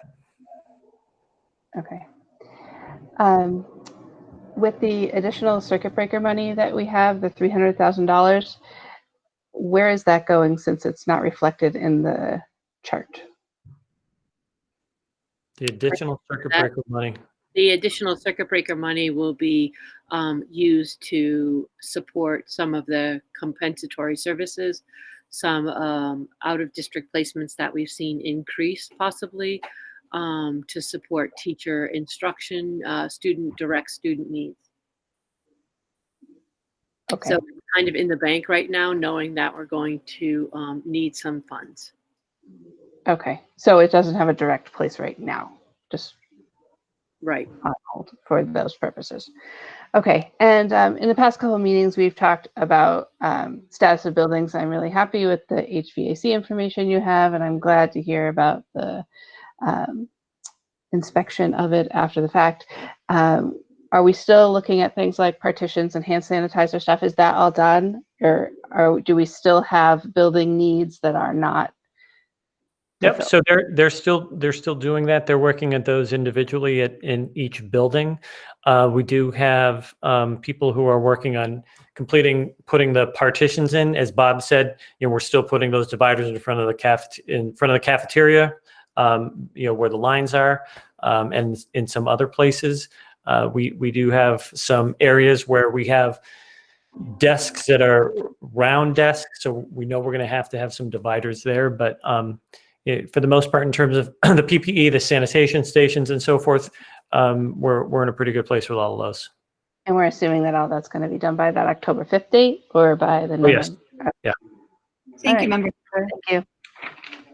Member Haynes. Thanks very much, and thank you all very much for that detailed report. That was a lot of really good information. Appreciate it, and I definitely appreciate all the questions about air quality and HVAC. Obviously, that's important. Related to that, I'm hoping it might be something a little less expensive than the other items. But can someone tell me where we stand on the screens for windows for the various buildings? I know that's come up. Windows that are supposed to have them don't, or they're broken, or something like that, and that strikes me as a possibly more affordable way to at least help with the circulation. So an update with that would be great. Thanks. We'll take a look at that. I know we have certain buildings, I think Glenwood in particular, it was a design flaw where the snow would slide off of the roof and somehow hit the window and the screen. So I do know that that's something they're working on. We'll look at that. Again, we don't have this window doesn't have a screen. This window does. We don't have a comprehensive list like that, but we'll definitely take a look. That's a good question. Thank you, Member Haynes. Member Imber?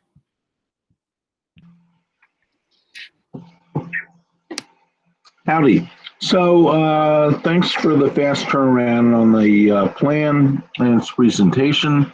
I appreciate that. And also thanks to Barry and his team for all the stuff they're doing.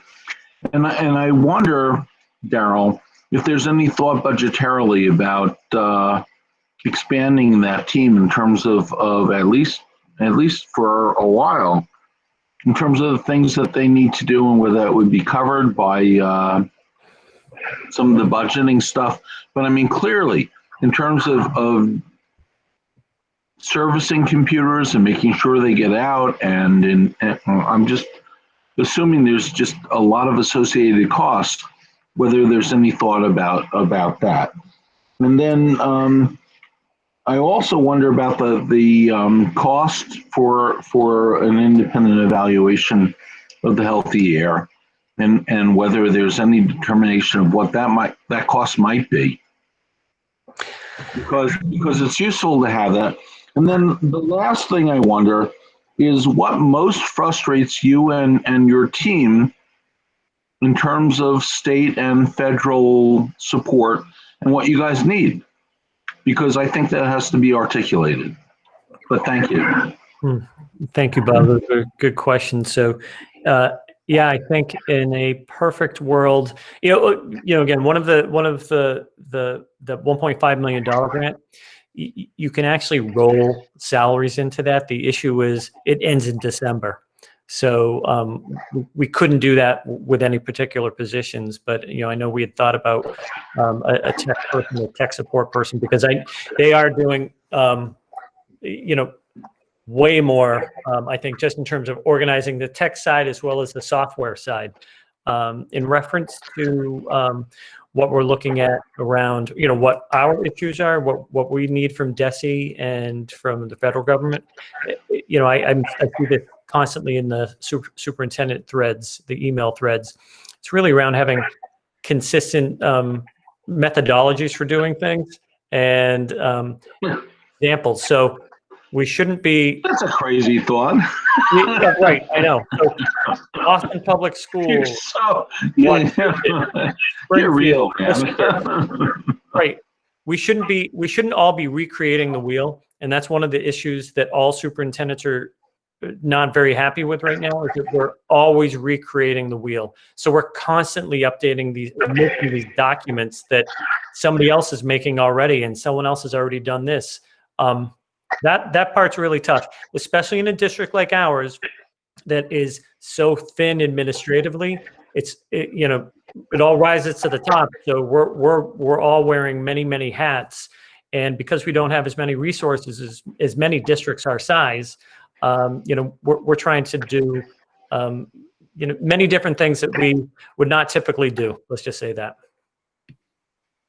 Well, I don't know if there's a way, but even short term, if you can hire some tech folks, even for the year or half a year, that might help.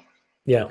And I think one of the things that we have to look at as a school district, we're very fortunate. I think as someone had said, we need to push forward with our, technology. So we were very fortunate that we had this Chromebook initiative in place, from a few years ago. But we have tech integration specialists that we've talked about in part of our staffing plan.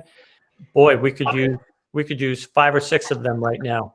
We need more curriculum support, because right now we are so thin on curriculum support for the whole district. Many districts they actually have staff within an individual school that helps support teachers, and Bob has like person. Bob. So I have concerns about that, and I also have concerns about software and hardware difficulties and being able to service them. And if we don't anticipate that, it's a likely problem. I agree. So, okay. And thank you. Appreciate it. Member Kirschenbaum? Oh, I can't hear you, Laura. Okay, can you hear me now? Perfect. All right, great. Thank you to the administration for putting together that report. I know that this is, you know, trying to hit a moving target, and I appreciate all the work that you're doing. I would like to follow up with Bob's comment regarding tech support and technology. I'm just wondering, as a side note about teacher technology, regarding the materials that they need, has the district looked at moving away from Chromebooks for the teachers and going into a laptop? The higher capacity laptop may provide the teachers with tools that they don't have available through Chromebooks. The capacity is much greater when you are giving laptops to teachers versus Chromebooks. Chromebooks are great for kids, but I think it's limiting for teachers. So that's sort of something that long term, I know it's not right now and doesn't speak to this moment, but he teed it up for me, so I thought I'd make a mention of it. Regarding staffing and class size numbers, you know, I know that we suspended our class size policy several weeks ago in anticipation of some of the issues that we were going to be facing. My understanding that there are schools still across this district that are impacted by the reduction in force from this spring. Mr. Carlson mentioned that 46 of those 52 teachers that got pink slipped have been restored. But I guess that leaves 7 non-reinstated staff members that were still deficient, plus the fact that we didn't add the staff that was part of our staffing plan.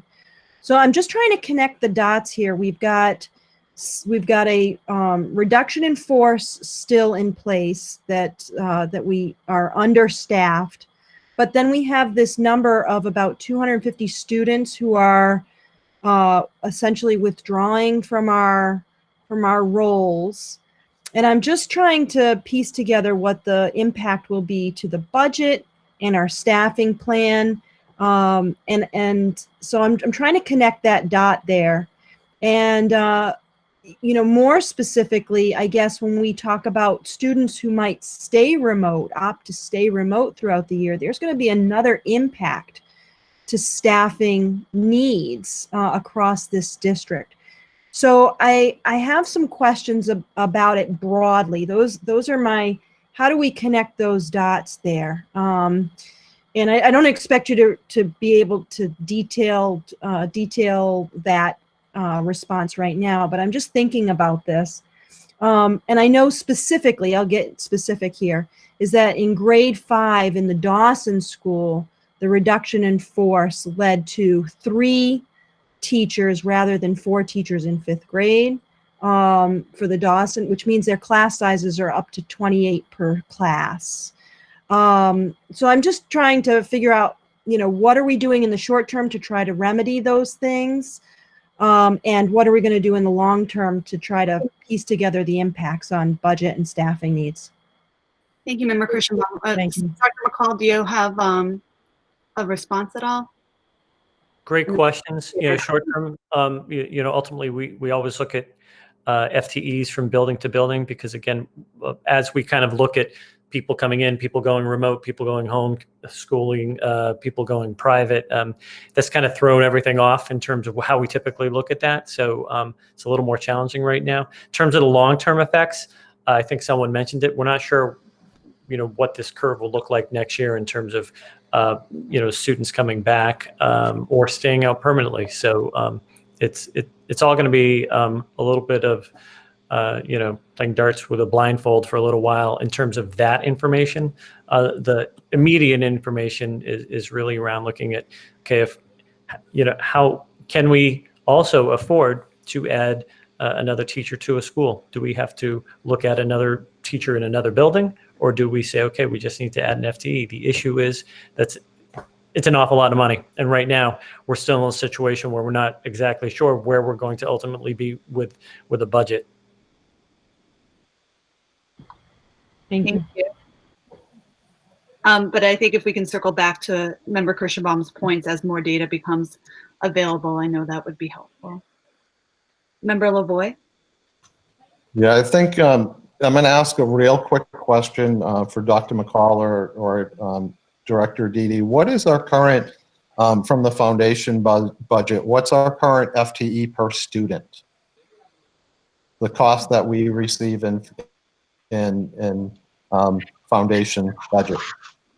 So Matt, I'll have to look that up for you, and I'll get that for you first thing tomorrow morning. I don't have that readily available here. I'll email you tomorrow. So I'm going to go by fiscal year 18 just for argument's sake, but if we could get an accurate number, in fiscal year 18 it was $6,636.99 per student. So I just want to point out the 249 students that have left this district, and I suspect that number, even though it's as of Friday, will increase. I know of at least of a few other kids that have made a decision today to leave district. When we multiply that $6,636.99 by 249, that is $1.652 million that we as a district will not see next year on our budgetary number. So we have to think about where is that $1.6 million going to come from? Because as of right now, we are receiving funds for those 249 students, even though they're not in this district. So that is the impact of perhaps not starting the year in a hybrid model. So I suspect that we keep our eye on that number, and I appreciate moving up to November 18th, but our district has already seen and will experience the impact of the decisions we've made. So we need to think about that going forward. The other thing that I think we need to think about going forward is going to a full remote model. We have not, to Member's point, we have not provided a mechanism for tech support for our 80% of families who have said that they will struggle supporting a remote model. It's great that we'll have a website and a form, but what about those people who do not have internet access, who cannot access it? Is there a phone number? Do we have a plan for real triage? Being able to respond to help desk requests in a matter of minutes, because that bleeds into attendance. And I have real concerns over attendance being subjected to being required to be connected via technology. There are 2,400 Chromebooks that we do not have a ship to date on. And we're going to require attendance based upon technology without a help desk to support that. We're talking thousands of learners here. If 5 people call in at the same time, are we equipped to be able to handle that? And the last point I do want to make, and it's not part of Dr. McCall's report, but he did mention increased communication, and I just want to tip my hat to the student reps, Kate and Kenichi. Great job putting together more information out there for the public. It's great that you're looking out for the public's interest in sharing that information. I think administration should really look at some of those opportunities, especially to increase that communication, because I think there's a tremendous salivation for that information, and there's just not enough information coming from administration. Thank you, Member Lavoie. Dr. McCall? Yeah, sure. So thank you, Matt, for that message. In reference to the dollar amount, the way the Chapter 70 works, there's something called hold harmless. So we're guaranteed the same amount of money that we were given the prior year's budget. So even with that reduction, because this is something that many districts are dealing with across the state, and I know the state reps have actually talked about this as being an issue that many districts are going to deal with. So it is a reality, but at the same time, I also know it's not going to be that number in terms of reduction that you mentioned. And I typically don't interject, but I am working closely with Representative Ferguson and Senator Goby myself on some one-time legislation to perhaps help with all districts dealing with that kind of bump right now. Member Long-Bolio? Thank you. First, I want to start by thanking you for all your hard work in getting this school year up and running. It's really a Herculean task, and I appreciate what you're doing. And I also am grateful for your willingness to listen and respond to input and accelerate the transition to hybrid and to look at adding some more structure to the afternoon schedule for remote learning. I will admit I was harboring a secret hope that we might be able to get at least some or all of the elementary school kids in just a little earlier, like October 26th, perhaps. And so I'm interested in hearing your rationale for not bringing any of the elementary school kids in until November. So that's one thing. And then I also had the same question as Member Gustafson about the grade level of the kids who are going to be homeschooled or going to private school. What grade level are those kids at? And I look forward to hearing more about the budgetary implications, and I'm glad to hear they may not be so severe. I'm not surprised to hear that many districts are dealing with an exodus of kids of various sizes. And I'd like to hear more about the budget implications, perhaps at our next meeting or a meeting that'll come up soon. But I am interested if you know what grade level those kids are at. No, I don't, Linda. Okay. I'd like to hear more about that. And what was your rationale for perhaps not bringing in some of the elementary school kids a little bit earlier? Well, it's really looking at, ultimately trying to be as consistent as possible in terms of bringing more people in. So we had originally talked about having those grade levels. So it wouldn't even be, if we had done this in a more systematic manner, we would have just said, okay, we're going to take the specific grade levels that we had talked about bringing in and move those up, in order to give those transition grades the opportunity to be in school a little earlier. So if anything, we would have gone with that first. But when we looked at this and talked about this with principals, we really thought that the best way to do this would be to do everyone at the same time in order to develop a consistent, methodology. And also, teachers, you only have some teachers in the building and some teachers not. So we're really trying to bring them in more consistently. Okay. Well, thank you. And again, thank you for accelerating the plan. Thank you very much, Member Longbillio. Member Mills? A few quick comments and then 2 questions I think you could answer now. Comments, again, to echo the number of students out is scary, but one simple number maybe we can get next time is the number of K students that are here versus what we would have anticipated, because that could be an interesting number that might just come back the next year.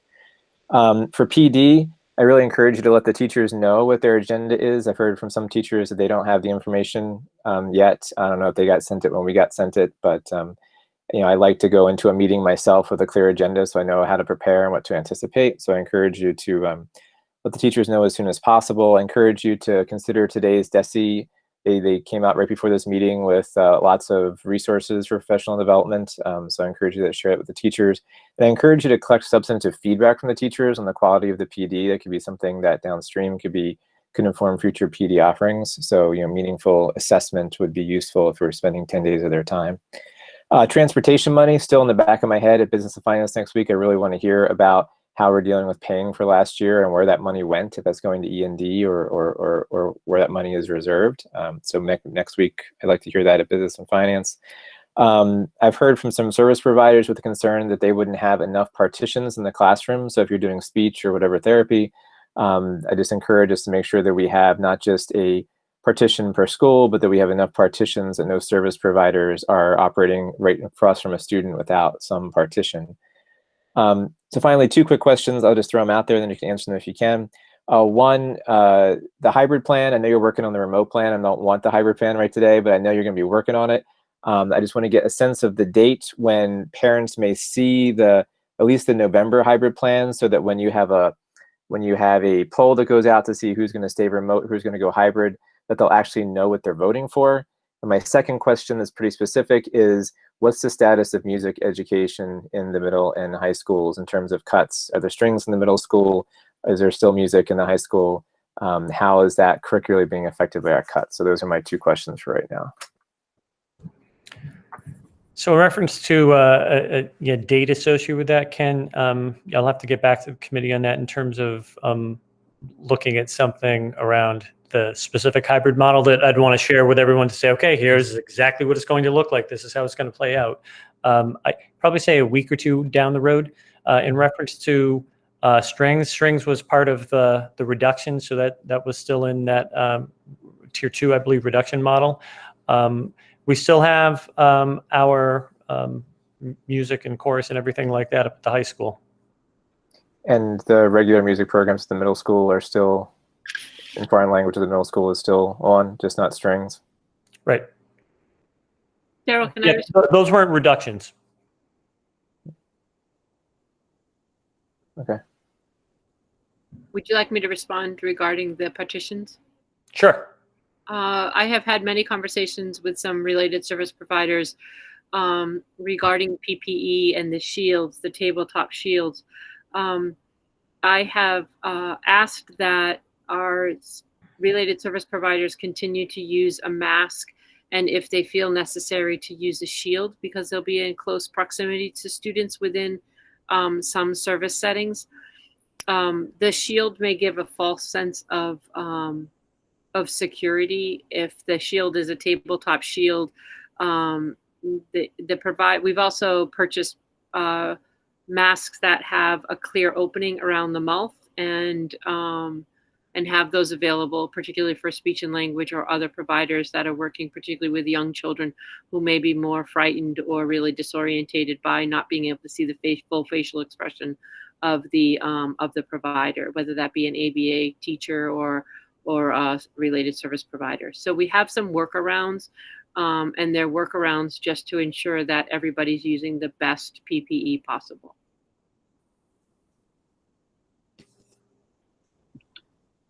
Thank you, Director Smith. Appreciate it. Madam Secretary, I don't believe Member Mitchell is with us. Can you double check for me? Ben is not here either. Okay. So Member Otmar, please. All right. Want to offer my thanks to, again, administration for kind of putting together a lot of this detailed information, the presentation, the links to other documents embedded in the presentation. So certainly a lot of information to be put out there. Take a little bit of time to digest some of it as well. And thanks to my colleagues as well. A lot of good questions have been put up today. So I certainly appreciate that as well. Going to be looking forward to in business and finance, kind of seeing what some of these updated budget information is going to be looking like. Know that I asked some questions about the HVAC and some of the details. I know facilities subcommittees are going to be digging into that, so looking forward to that as well. Two things that I'll be looking forward to hear that I haven't heard much. So one, I would hope when we have our meeting at the end of September that maybe we'll be able to hear some lessons learned from other districts that are starting hybrid right away in terms of things that they've done that have worked, things that they haven't done that have worked. Because hopefully, I don't know what your process is for kind of gathering some of that information for other districts that are jumping in and running the experiment right from the get-go. But again, that's a very valuable opportunity for us to learn what other people are trying, what works for them, what doesn't work for them. So hopefully, when we have our meeting end of September, maybe you'll be able to kind of give us some of that information as well. And then the second question that I have would be, in the presentation, I didn't see anything in regards to PD focused on when we move from remote to hybrid, because for our educators, that's a bit of a shift. And yes, upfront, we need to be going all in to make sure we're doing remote correctly. But I know we've got a PD day on November 3rd, and so maybe the plan is to use that along with some of the Wednesdays that are leading up to that. Because it's really going to be a big difference, because for some of our kids, it's going to end up it's going to result in less real-time interaction with their teacher, because they see their teacher in person on Monday, they see their teacher in person on Tuesday, they have a synchronous session on Wednesday, and then they've got nothing Thursday and Friday because their teacher's with the other half of the class. And so for the teachers, there's a change in that in terms of like what their planning is going to look like for how they're going to structure that in-class part of it, and then kind of the way that they're going to need to structure what they're giving the kids to work on at home when they don't have any interaction with their teachers. And so we're going to, I hadn't seen where the PD for that was plotted, and if it's the 3rd and then some of the other Wednesdays, that's great, but I would hope that at least you'll be able to talk to that and say, yeah, this is when we're going to focus on because we need to make sure we get that transition right as well, so that we set our teachers up for success, which sets our students up for success. So, Carl, you make a good point. These first 10 days we're really utilizing specifically for, developing the remote learning process for everyone, allowing them to work in teams individually, gain a better understanding of the new software that they have in front of them to utilize with students. We'll utilize those Wednesdays moving forward for exactly that, to be able to talk about, okay, now we're, as we transition into hybrid, what steps are we going to take to do that? So that, again, that was one of the really important reasons why we still needed that Wednesday afternoon time every single week, because we know we're going to need to be as fluid as possible in terms of looking at how we kind of work with teachers and teachers work with kids, and allowing them to really develop a strong skill set to do that. All right, thank you, appreciate it. Thank you. And I think I had Member Young's hand up for a follow-up question. If anyone else has a follow-up, please feel free to put a hand raise in the chat. Okay, thanks. Actually, Member Dennis got, I think, 90% of the question, really, and I just wanted to make sure that we update that slide that had the students going out of district, private schools and all that, kind of keep that as a recurring thing as we get updated numbers. So that was it. Thank you, Member Young. Member Haber? Just to follow up on what Member Otmar said, I'm a little confused, and maybe I just misheard. We said Monday, Tuesday if the student's in school, and then they're not having any interaction with their teachers. We're at a remote model on those opposite days, correct? Okay, thank you. Thank you. Member Woodland? Hi, I had two questions. One was about the mask use for speech. Was just a question if the masks that have the clear panel, if that would be an option for students to wear, if that's something that the district would be able to provide for the student side. I'm just thinking of queuing and checking for placement, for articulation, and other things that are specific to speech. It's not just the provider who needs the clear, but the student as well. And then if you don't mind, just a quick statement. I think that the committee might do well to remember that the choice to homeschool or go out is not strictly about not being in person. I think there are a lot of varied reasons for why a family chooses to homeschool, and I don't think that we should put all the eggs in one basket for the reason why there's a jump this year. It's not just because they want to be in person to some extent. And that's all. Thank you. Chair Weeks, would you like me to respond regarding the speech? Yeah, would you mind? No, not at all.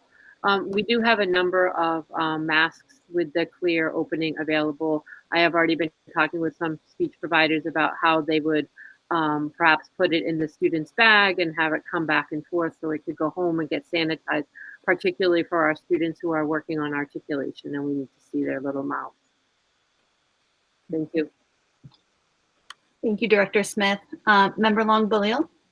I just want to quickly thank the administration for letting us know the dates that families will be able to see their kids' schedule. I know my kid's been asking me every day, and I'm sure I'm not the only parent for whom that's true. So thank you for doing that. It gives families a little bit more certainty, which we can all use during these uncertain times. Thank you. Thank you, Member Long-Balil. Member Gustafson, and then my student reps. Best part of the night. Yep. You're great too, but they're pretty awesome. They are. No, they are. I want to hear what they have to say. I have one of my questions already asked. I had a follow up on the Chromebook situation also. Two related things. The first is that I don't know that we know the reasoning, but I suspect that the pods and learning groups that are creeping up are probably impacting the demand, because if a student is not home learning, they are going somewhere else. They then need to bring their own computer. So that is my own personal thought as to one factor. I hope we can meet all the needs. But my question is there any prioritization happening, or do we need to be doing that in terms of who gets one and who doesn't, or do we have enough to meet their needs? And are students getting computers from their own school in the elementary level? Because I know most of those were purchased by PTA funds. So are we keeping track of that in some way? And logically, logistically, once students start to come back in a hybrid model, will they then need to bring their Chromebooks to and from school, because there will no longer be Chromebooks in the classroom for everyone to use because they've been loaned out? Do we have a plan for that?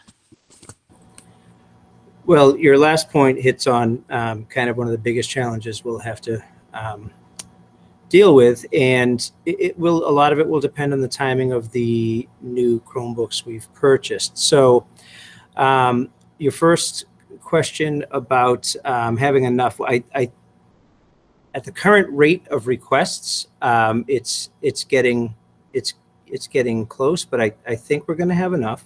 We're not prioritizing requests because we do have Chromebooks to satisfy all the requests we have, and at the rate we're getting them, I think we'll be okay for a while.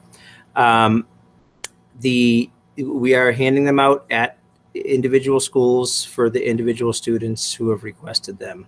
So every school is doing their own handout day, and then follow-up requests will continue to be handled through those individual schools.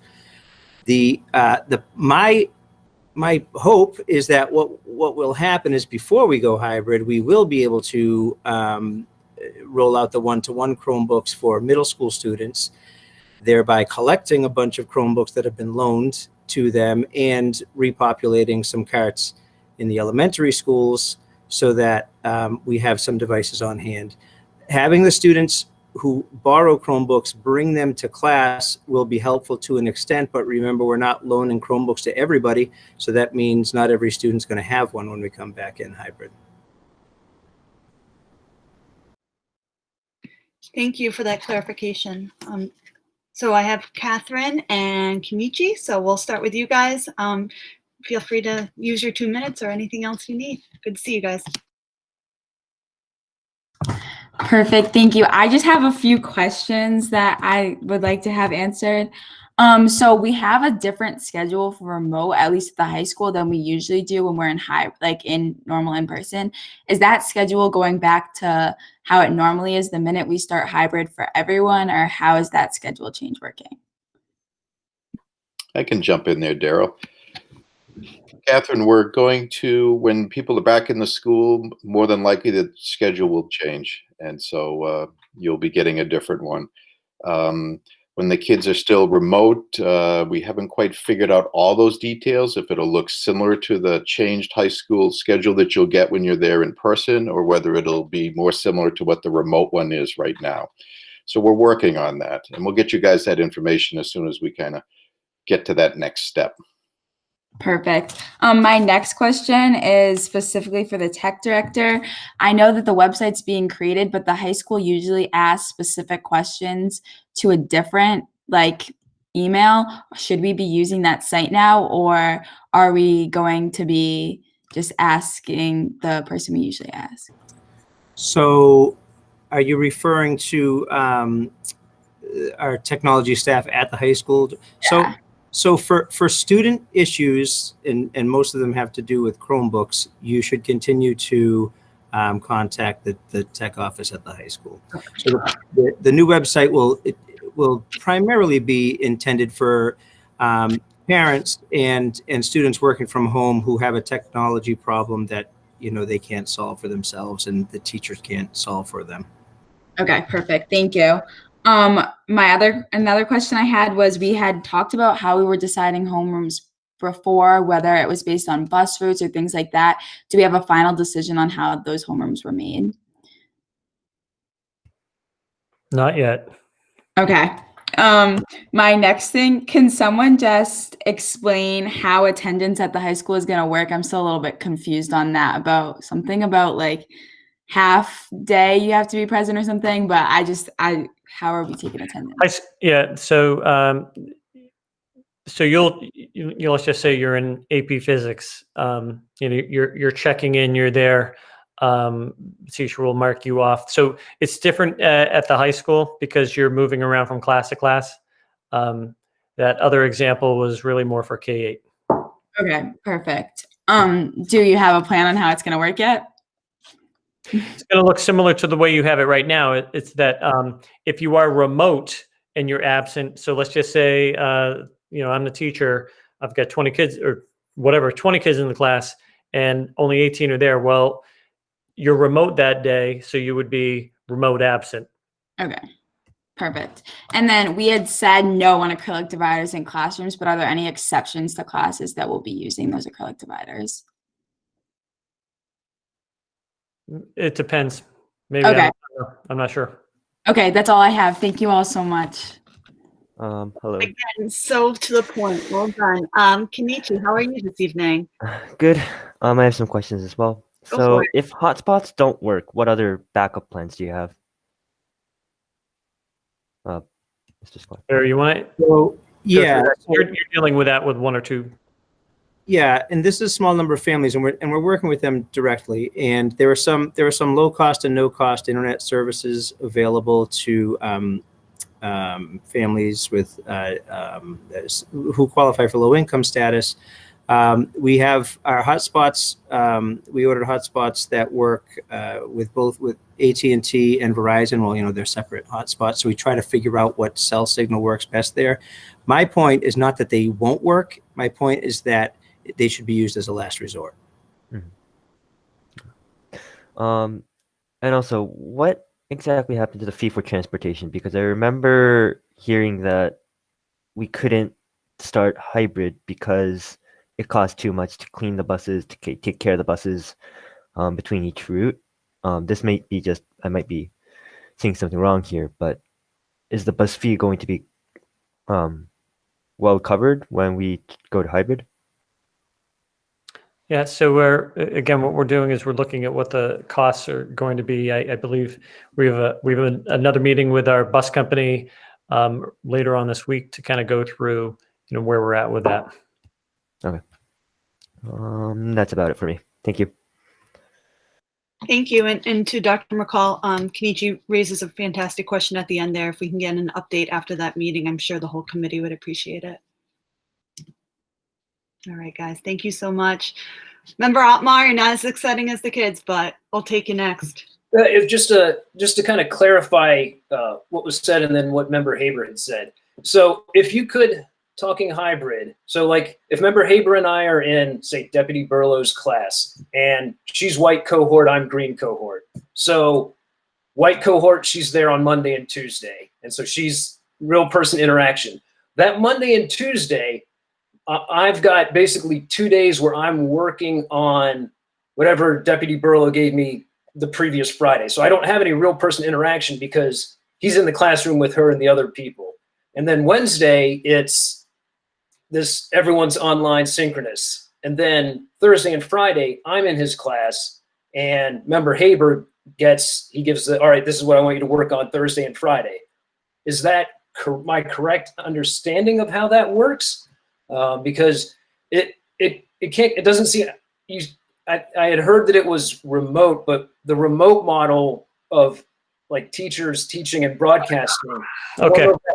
I guess that's my confusion. Okay, Carl. You explained it well this last time around. So when we're also talking about the attendance piece, if it's the remote days where they're remote, there is the opportunity for, if it's a asynchronous model, there's going to be something where there's a check-in to add on top of that. So, Bob, did you want to add anything to that? Carl, we don't have details we can throw at you guys right here tonight, but the idea is whether you're, it doesn't matter when you're remote, there'll still be opportunities for the teacher to provide feedback, to check in, to do those types of things. So you wouldn't be isolated with no contact at all during those days. And obviously when everybody's remote on a Wednesday, that's when the teacher would work with everybody remotely, to provide them feedback during the day. So we don't have details that we can give you guys just yet. That's the next phase of our plan. So what we were prepared for tonight is, here's our first step forward. We tried to answer as many of those questions, and you guys are raising some questions about where we're going to go next, and we'll be happy to get you the information about that, but we're not prepared tonight to give you guys a lot of details around that. All right, thank you. Thank you, Member Otmar. And then to my fellow school committee members, I think, at least for me, it really helped having that formal request for information tonight so that the administration could put forward a presentation very aligned to our concerns and requests. We don't need to do this verbally, but if you guys could email me over the course of the week, I'll again put together a formal request for information so that we're assured that we get the information we need previous to our next meeting. Are there any other members with questions or comments?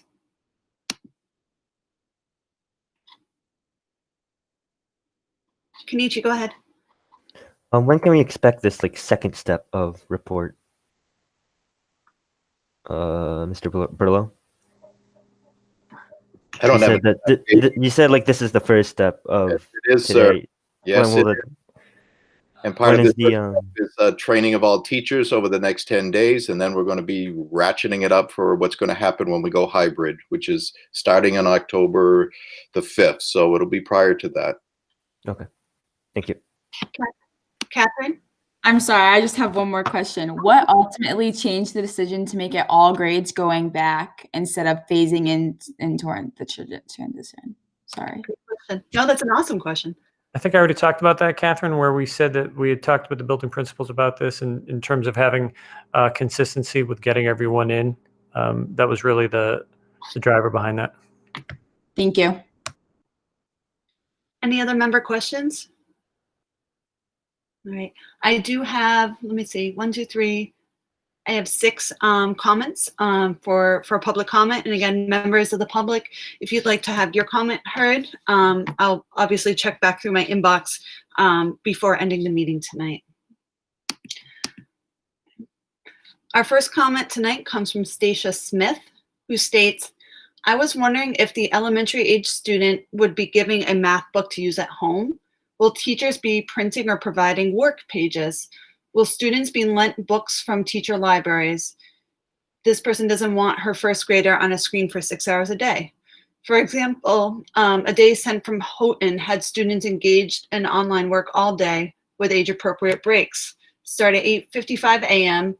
and end of day meeting 2:45 to 3. First, that's too much screen time for my kids and would mean I'd have to be home 8:55 to 3 every day but Wednesday.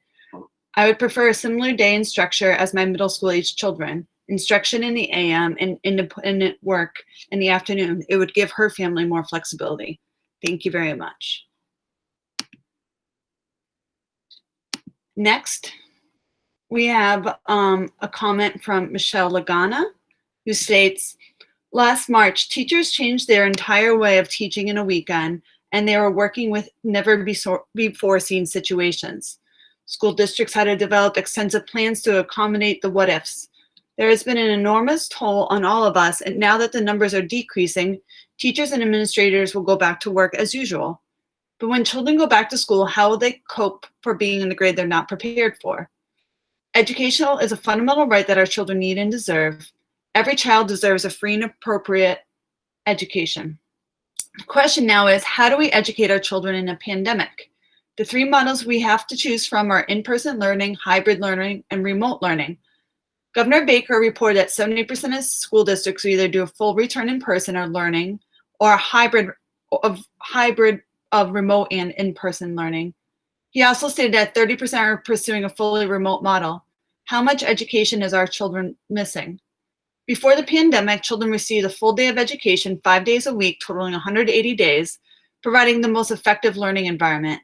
Children receiving an in-person education that started the 2020-2021 school year will be missing 10 days due to mandated professional development for teachers. Children receiving a hybrid education will be missing 3 full days of education in a week. And remote learning will be missing 5 full days plus the 10 days of PD. Any way you look at it, children will be receiving less education than they have in previous years. Depending on where you live, the lack of education can be extensive. Districts choosing the remote plan are providing children with the least amount of education. Most of the district's remote learning plans call for 3 hours of Zoom or Google Meet and an option to email teachers in the afternoon questions. However, instruction includes videos as an option to direct instruction. Even with all the extensive work that teachers and districts have made, it cannot substitute for in-person learning and consequently fail to educate children at the pace required to go to the next grade. Where does that leave children receiving a remote-only education? A year behind their peers, possibly.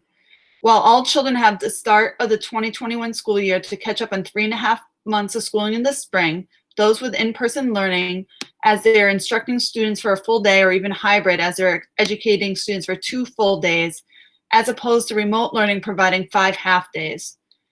Children receiving remote learning will not be able to learn the material they missed in the spring and will not be able to catch up in the further education in the fall.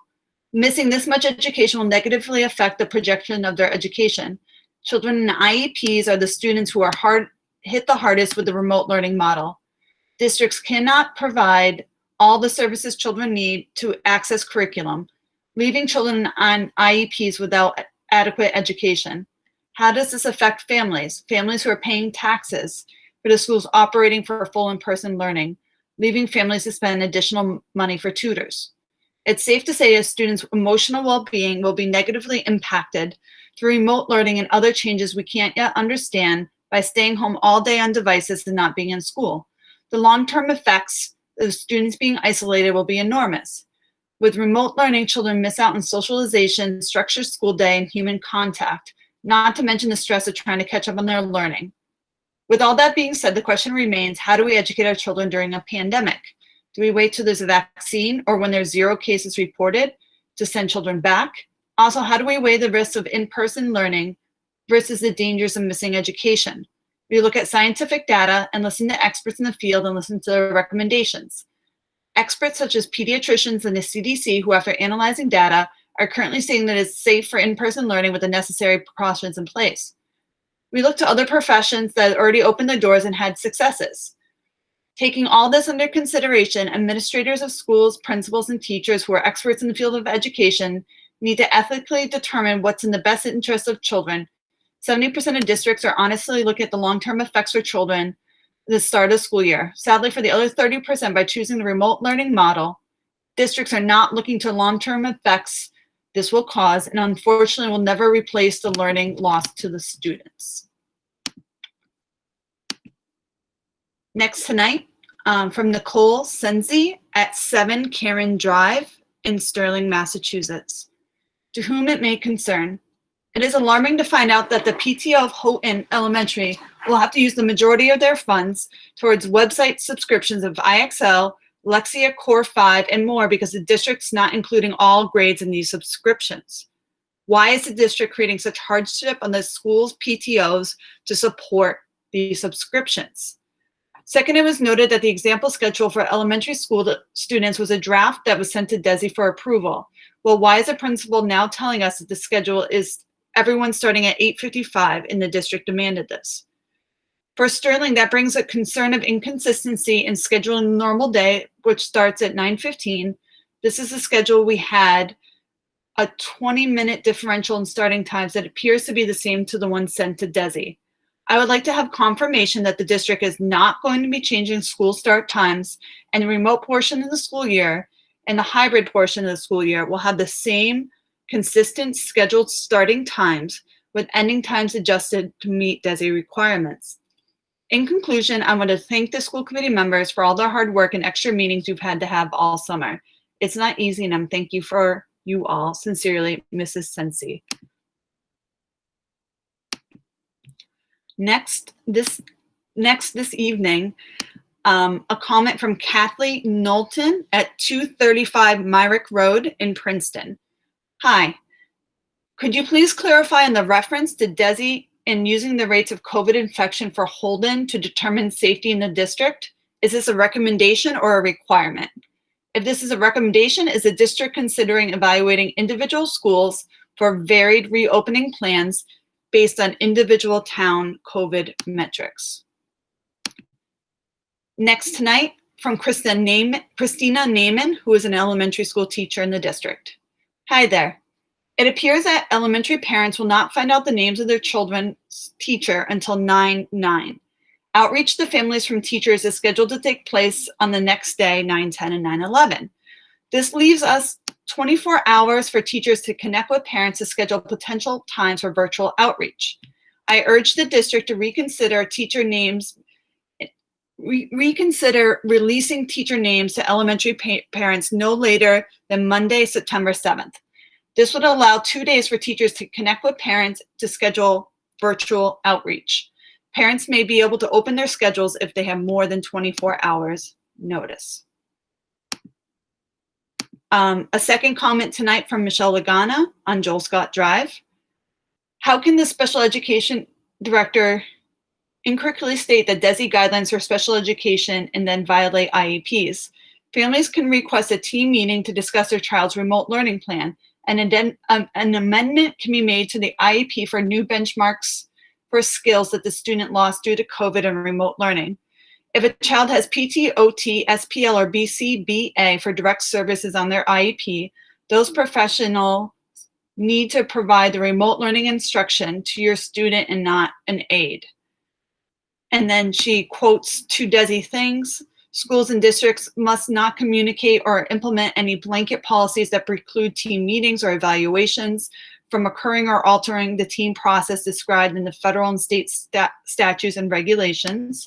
And also for students with more significant and complex disabilities, providing one-on-one in-person instruction in the home or in a community-based setting should also be considered and made available as feasible if it is not impossible to provide instruction in an in-school setting. Okay, one more for tonight from Carrie Ann Kaluza on 1 Arrowhead Way in Rutland, Massachusetts. Good evening. I'm writing to express my concerns during the last school committee meeting. I was taken aback by a statement made by member Krista Bennett when she called member Matt Lavoie racist and sexist. Her alleging that Mr. Lavoie would file an open meeting law complaint because she is a person of color and female is an outright attack on his character and integrity. I had the pleasure of knowing Mr. Lavoie from Rutland and have always found him to be outspoken, passionate, honest, and committed to our children and the community he serves. For her to make these statements about a man whom I can only assume she hardly knows, as she's a new school committee member, is disgraceful, out of line, and inappropriate. As a new school committee member, I would have hoped that she would have taken the constructive criticism, learned from her mistake, and moved forward. Instead, she made a character attack on Mr. Lavoie. Furthermore, statements made by member Jeffrey Haynes were equally out of line and personal in nature. I'm disappointed that it took member Dennis having to stop the attack, as it shouldn't have happened. I'd like to remind everybody in school committee that parents, teachers, and children are watching these meetings. I would personally like to request that all of you treat each other respectfully, professionally, and with kindness, and remember that we need all of you, especially during these unprecedented times, to remain our united front. We're looking to school committee for solutions now more than ever. We're not looking to see you attack one another and take time away from finding out how to safely get our children back to school. Those are all the public comments I have for this evening. I'm going to circle quickly back to the inbox to see if anything else came through, and it did not. So at this time, I would take a motion to adjourn. So moved. It's been moved. Is there a second? Second. It's been moved and seconded. We'll take a roll call vote on this motion to adjourn. Member Amos? Amos, yes. Member Ayala? Ayala, yes. Member Bennett? Bennett, yes. Member Brown? Brown, yes. Member Dennis? Dennis, yes. Member Gustafson? Gustafson, yes. Member Haber? Haber, yes. Member Haynes? Yes. Member Imber? Imber, yes. Member Kirschenbaum? Kirschenbaum, yes. Member Lavoie? Lavoie, yes. Member Longbeliel? Longbeliel, yes. Member Mills? Mills, yes. Member Otmar? Otmar, yes. Member Shapiro? Shapiro, yes. Member Silva is not with us. Member Smith? Smith, yes. Member Williamson is not with us. Member Woodland? Woodland, yes. And Member Young? Young, yes. And the chair also votes yes. The meeting is adjourned. I'll see you guys in 2 weeks or week and a half. Thank you. Good meeting.